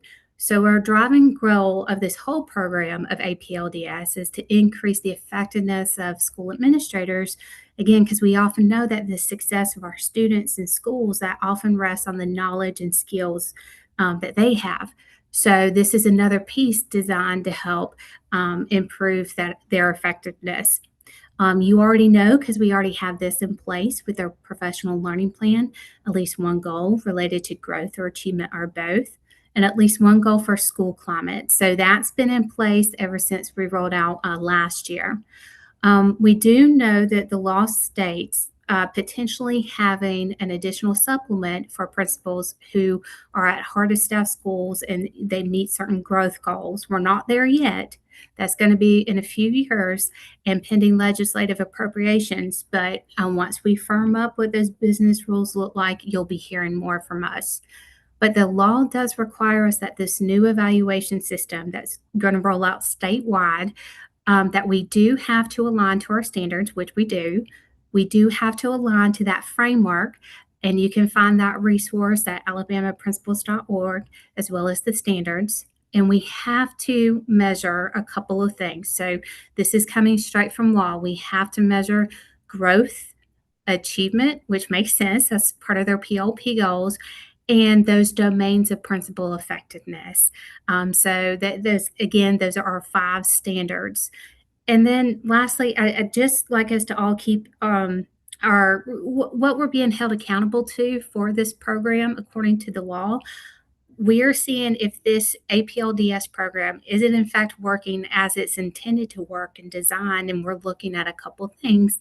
We are wanting to measure retention rate, so we build up the capacity and we're keeping folks there from year to year, that we are seeing improvements in school climate. So that's why we have this new school climate survey series, the Alabama School Climate Surveys for administrators, instructional staff, students, and families, so that we can have a standardized tool across the state, and we are getting that information at a standardized time. So those always are open between February 1st to the end of March. And then, of course, those improve student outcomes of achievement and growth. So it's just really helpful to see that thread throughout the law of what we're geared towards. And then lastly, again, this is just really brief, high-level overview of what it's going to look like coming up. So this is just the preliminary conversation of saying, hey, heads up, this is coming. But we will have a pilot study that we do next year. So we want to go through that content validation process. We're working with national partners to help us with that. So we'll be piloting this program with some folks in some districts, and then that will have some professional learning for the folks who are participating in the pilot. We're going to be collecting that data and making some tweaks as needed. But about this time next year, so the next spring CNI meeting, we're going to be talking to you about what trainings are available for you, the registration, and get down to the logistics, because we do want everybody to feel fully aware of what's coming and then trained to meaningfully engage in the evaluation system. And then just lastly, hey, if you need to reach out to us for any reason, you've got my email address and Miss Madison's email address, and then that website, alabamaprincipals.org, is kind of a one-stop shop for all things related to APLDS. Please know we are happy and here to help. Like, that is our job. That is the joy and responsibility of the job. So if you have any questions, please don't hesitate to reach out. And I think we are turning it now over to Dr. Garner, Office of School Improvement. And thank you, Anna. Excellent work. I know I had a couple colleagues that had an opportunity to participate in the development of the evaluation system, and in our conversations with them and with you, just super excited about that evaluation system for APLDS. So well done. And everyone, I only have a tad bit of information to share with you today, and that is just an open invitation to please connect with us. Whether you are federally identified or don't have a federal designation, we are here to support you. It is our pleasure at OSI to serve you. You can connect with us through our office hours, which is linked on the slide, or complete a support request for Office of School Improvement, and we will be happy to reach out to you in any capacity to provide the support you need. Also, the QR code to the right of that slide will take you to our OSI webpage. Please take advantage of those opportunities, and we look forward to hearing from you. Thank you. And I'm going to turn it over now to the man, the myth, the legend, Sean J. Stevens. Tell you what, I'm in the group of celebrities, not that in reverse. Thanks again for sticking out with us. I think we've made really great time, Dr. Shields. I'm going to let you kind of chime in on a few of these slides that come next as we get prepared to end the school year, and then also preparing for next year. We just want to highlight a couple of things. Of course, also going to just lead my section off with, once again, as we mentioned last time, and as we mention every time we're together, just the data integrity of student records. I know that as we just completed the graduation cohort and the college and career readiness audits, and I'm really, really proud of the work that each of you have been doing to ensure that our students' records reflect, their academic achievement accurately, but then also that we're able to report to the feds and to the public and our communities what great work we're doing here in the state of Alabama. And so I really appreciate all the great work. We'll be able to unveil that the graduation rate and the CCR rate once it's been published, and so we'll share that maybe by the time we're together, and if not, just shortly after that. Dr. Shields, you want to say anything about this? My only other one I wanted to highlight specifically goes back to attendance. And while I know many of you in the role that you serve may not have a direct supervision of attendance, but we just want to continue to reiterate that the attendance codes be used for the reasons in which a student's absent. We've seen several things lately, including a lot of schools trying to use religious instruction as a means for students to be absent. Just a reminder about religious instruction: it's for one period of the day. It must be during an elective. You must have a board policy, and there's so many things that are components of that. We just want to make sure that we're leading from our level and that you're leading from the district level in ensuring that all the information that we're reporting, both to the state and to the feds, is accurate. Dr. Shields? Yes, to all that you said. In the end, we have a good faith effort that we've sent out this information. These are things we need done, and it's sent to us. So we certainly hate, to have to come back in and say, now, can you explain this to us? So, or even on the other side, sometimes we've seen, I know when I, was working with a number of schools and I saw report card grades that could have been substantially higher because there was not record keeping on maybe CCR or those sorts of things. So, looking to see what protocols we have in place and to make sure that there is always some sort of vetting and backup system is incredibly important. Thank you, Sean. No, thank you. And just to mention something that Dawn mentioned earlier, this graduating class will be the first ones whose graduations diploma requirements also require them to earn a college and career readiness indicator if they're on the general ed pathway. And so, not only will we be checking, in the next round of audits, both, do our students meet the indicator, but that indicator itself means the difference in being reported as a federal graduate. And so there are just so many tools that can be utilized. Let's see if I can make, in PowerSchool that kind of help with academic advising and transfer audits. Many of you've heard many times I've brought up, the graduation progress as well as the ALSDE credit tracker reports in PowerSchool. While I know they're not perfect, they're certainly tools that can be utilized by your principals, assistant principals, yourselves, your counselors and career coaches, and all those folks who really work hard to ensure that our students have what they need in order to graduate and that they have a plan once they leave. Just a reminder from last time that as we get ready for the end of the year, that all students must have a graduation pathway indicated in PowerSchool. Those that are pursuing option B must have their signed approval forms, and we've already begun monitoring those forms by reaching out to districts individually and asking for specific students' approval forms, just to do our due diligence in ensuring that students are being marked appropriately, and the impact that that has, especially with regard to your state report card data. And I know that all of my friends here today that have come before me in this presentation speak of accountability. And so just wanting to do our part to ensure that you guys are able to do your part when it comes to accountability. And so again, when we reach out, we'll probably reach out to you directly and ask for those forms, anything related to option B. And hopefully you'll be able to help us with securing that information as we need it. Really excited about the 2026 Comprehensive School Counseling Program model for Alabama schools that was approved unanimously at the March State Board of Education meeting. I want to thank everyone who served on the task force, both as school counselors, school counseling administrators, and then those who really contributed both to the public comment and to the expert review process. The document is truly something that can be utilized in leading those school counseling programs, and to have the board's approval of it unanimously is certainly something that we're more than elated about. Upcoming implementation details as far as professional learning, those will be shared in some future communications, but want to make sure that you have that for you as a curriculum leader. So now we have our courses of study, our library plan, our counseling plan. We're ready to move on into this next stage of education. Hey, Sean. Yes, ma'am. Can you back up one? Absolutely. So just in case you were not aware, Sean, when was the last counseling plan adopted? 2003. Okay.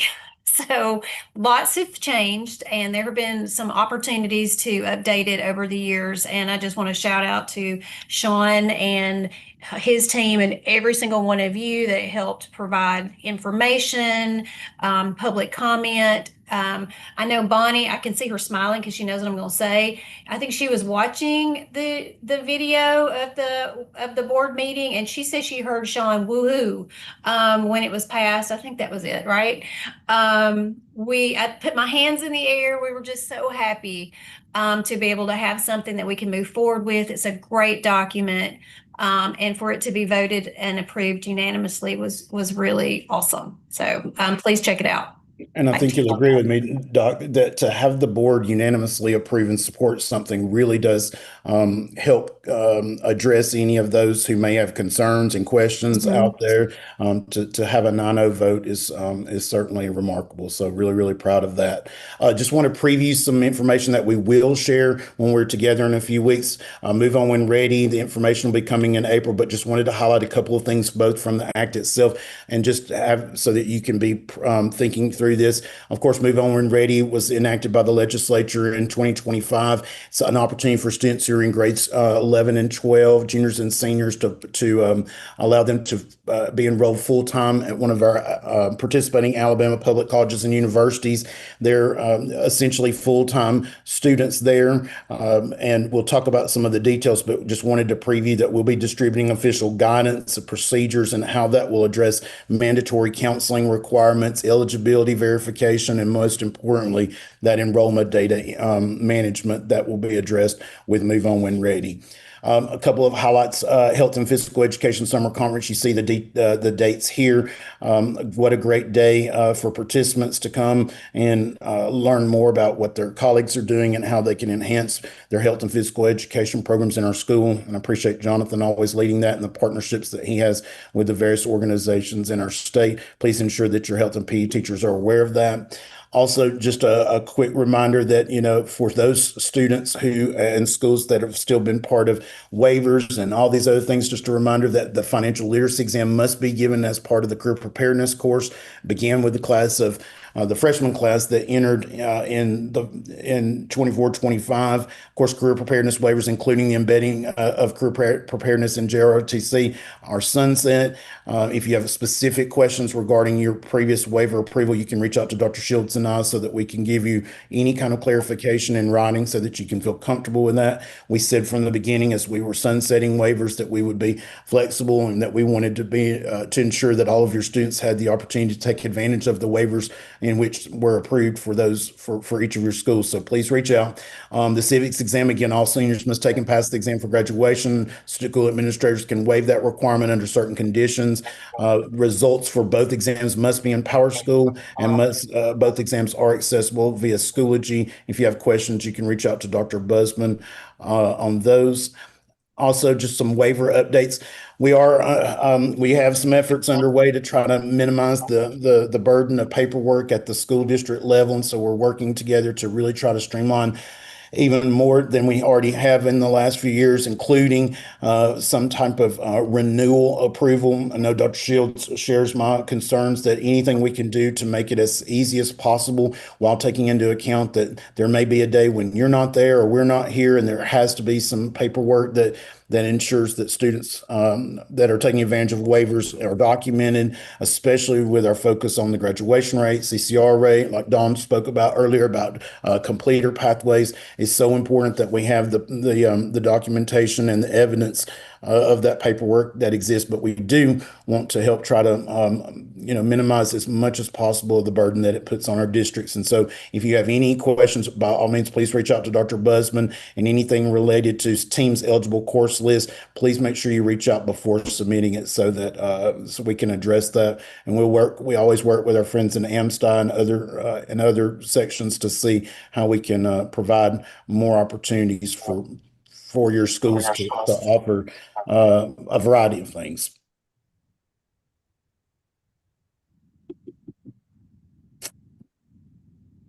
No, there it goes. Here's just a schedule to make you aware. Again, digital literacy and computer science. The textbook adoption process will be this school year, and I hope that you will encourage your teachers to nominate those for serving on the actual committee itself. Then, of course, it will go into full implementation in the fall of 27. We're currently revising world languages and the new energy and natural resources cluster within career tech. And then you can see what our plans are after this upcoming year. It is slated for us to revise physical education, health, and then 3 clusters within career tech. And I appreciate every time that we ask for you to solicit the names of our expert educators, that you are willing to submit those names to serve in those roles. World History Professional Development. Here are a couple of opportunities for your teachers to take advantage of some amazing professional development. Please be sure and share those with your teachers. We're really excited about some of the social studies professional learning that's going to be occurring over the next few months.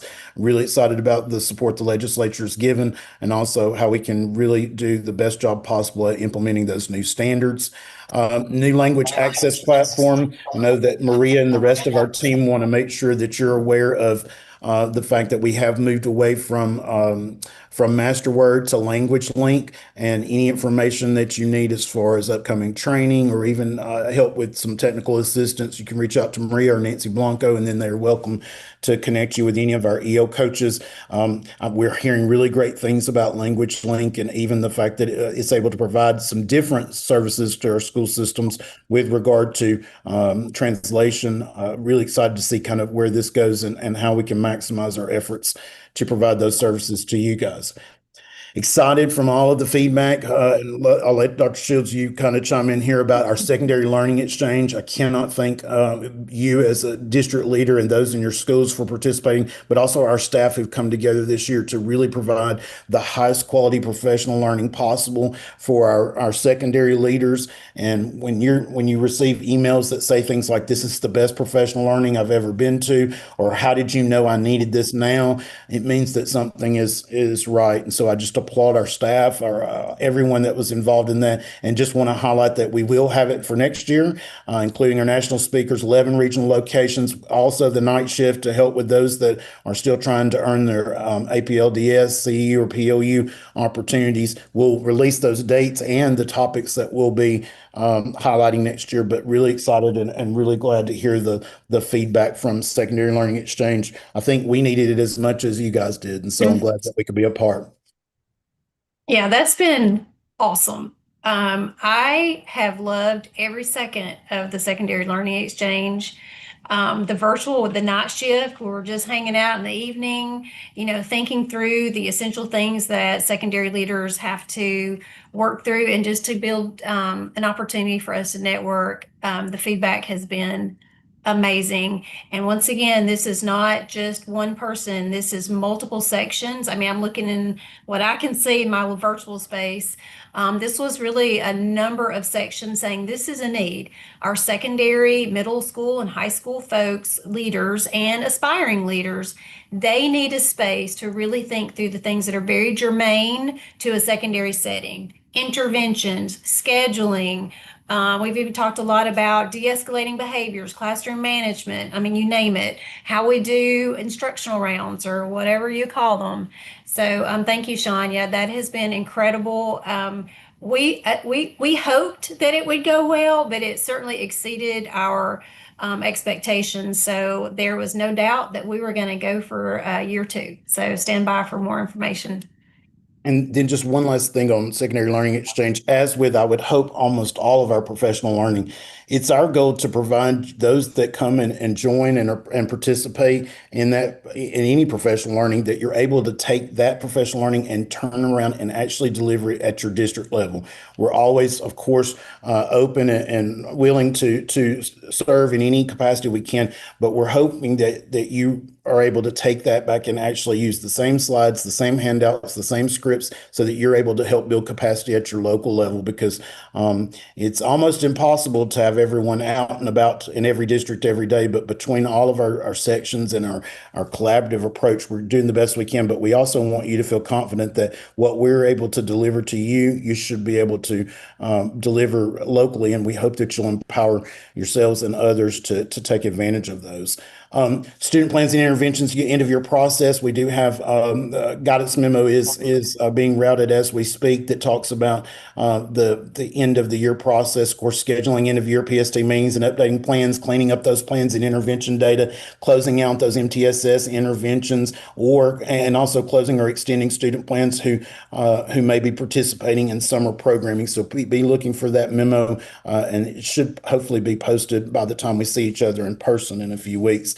Of course, anything related to the problem-solving teams and student plans can all be accessed with all of our resources, but then some more video demonstrations are coming soon. And I just want to always say how proud I am of our entire group for owning the PST process, seeing the need that districts needed that for so long.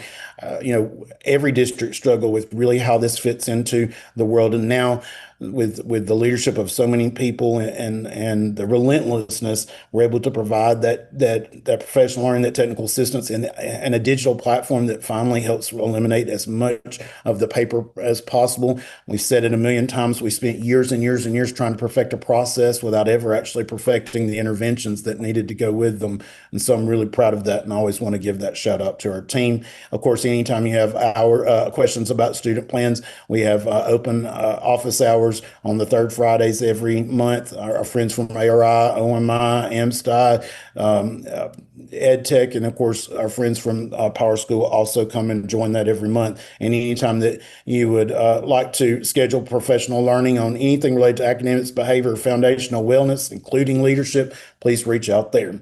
Also, just want to highlight a couple things from library media. Of course, AETC 2026 will have a library pre-conference and then also a library track as part of the main conference. Of course, the new learner outcomes are posted to alabamastandards.org. Tons of parent resources that your school librarian, as well as those who support the school library program, can access. And then resource development follow-up. This is in response to, of course, the new standards as part of the new library plan. And we'll also follow that same model with the counseling plan, as we try to help ensure that we are tooling our professionals with as much and the very best as possible so they can deliver their programs effectively.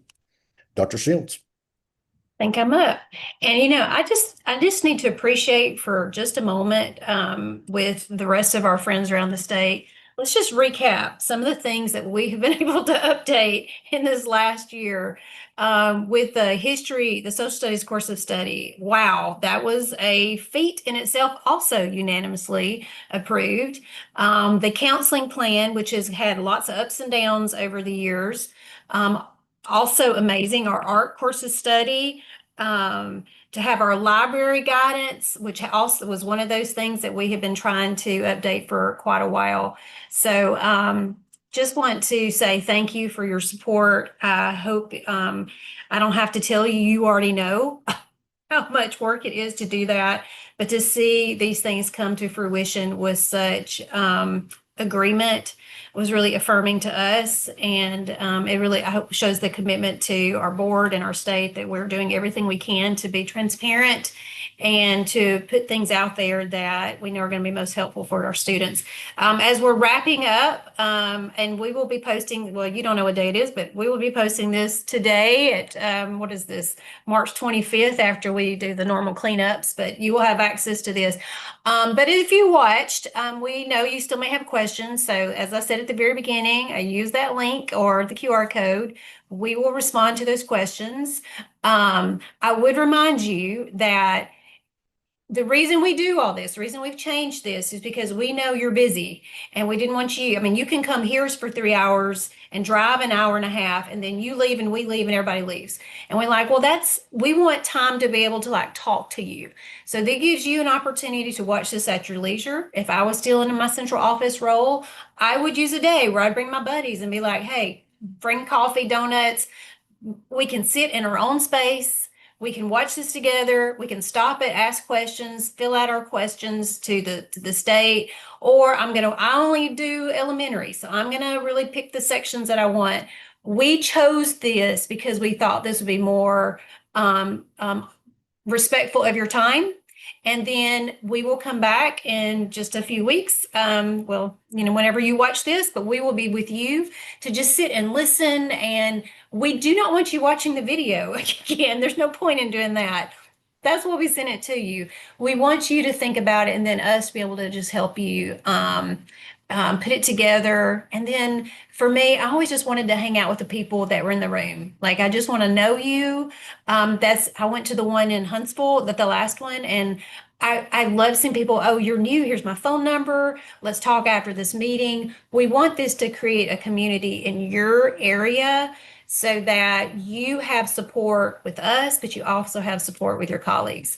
I could not mention, I just got a message like, Shields, did you add a yard sale slide? But since Dawn, I don't know if she's still on, yes, she is. Since Dawn Morrison brought up spring cleaning, we have a protocol that we do. I think Karen Anderson introduced this to me years ago, and we've used it with OSI. But if you're doing your own spring cleaning, I wanted to share a really fun protocol that you might want to use. And we call this yard sale. I think up north they call it garage sale, but we don't do that down here. And it's to really think this time of year, what are the things that we've done that have been great? We're going to talk about them. We're going to put them behind glass and say, wow, look what we did. We don't want to do that anymore, but it was awesome. So it's one of those things we talk about. And then we're going to think about those things we're doing that we're not putting this out there. There's no price. These are things that are working. These are not for sale. What are those things we need to repair? Would that be interventions, scheduling, how we do our instructional rounds, how we make sure that we have checks and balances, Sean, when it comes to the integrity of our data? What are those things we're doing? Okay, we need to do a little better. What are those things like they're not even good enough to go into the yard sale? Like, it's trash. Like we're getting rid of it. We don't need to do it. They are no longer impactful. And the other one are those things that you got to get rid of, but you're going to make people mad, or there will be like mixed feelings, like this is something we need to change. Like, I don't know, moving from a year-long schedule or you're a block schedule, you're going to a year-long schedule, consolidating schools, those sorts of things. We love to do this activity with teachers and principals, and it's always funny to see like the teachers are like, not for sale. And then, a principal will be like, garbage. And they're like, let's talk about that. So it is really helpful when you're thinking of kind of cleaning up for the spring. So just a fun activity. We have enjoyed doing this at district level, teacher level. And Dawn, just wanted to say you inspired me to throw that slide in there with your discussion of spring cleaning. Thank you for that. And then lastly, we will see you April 7th. These folks you see in the room and many others, our regional teams, we are coming to you. So you don't have to go far. You don't have to get up at the crack of dawn. We are coming to your region to support you and to hear, just join the conversation.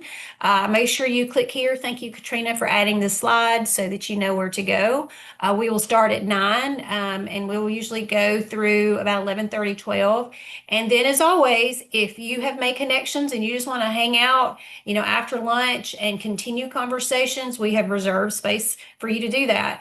The regional staff, remember, we're going in another room to say, okay, what did we learn from spending time with our people? What are the things that we need to recalibrate to do differently? What are some trends? What are some things that we've not shared that we need to share? Lots of mega stuff you've heard. Wow. So I hope you have made as you get your mega agenda, you've got some of the, heads up of some of the things you need to check in. As you move forward, always check the student learning website, make sure you look at those running updates. We really do update those daily. And because we care about you and we don't want to send you 87 emails. I cannot stress that enough. I have had people say, hey, can you email me when you update? And I'm like, well, that would defeat the purpose. So just put it on your calendar to like every Monday, every Friday, just because if you don't do it, you'll forget. And outside of that, know that we and everyone that I can see and maybe you can see in this space, we all wish you an amazing spring session, a spring season. Know that we are looking forward to seeing you at Mega. And as we are, not quite, but getting ready to close out this incredible Alabama school year, know that we are here to support you every step of the way. We wish you the best, and we will see you all very soon. Thanks so much.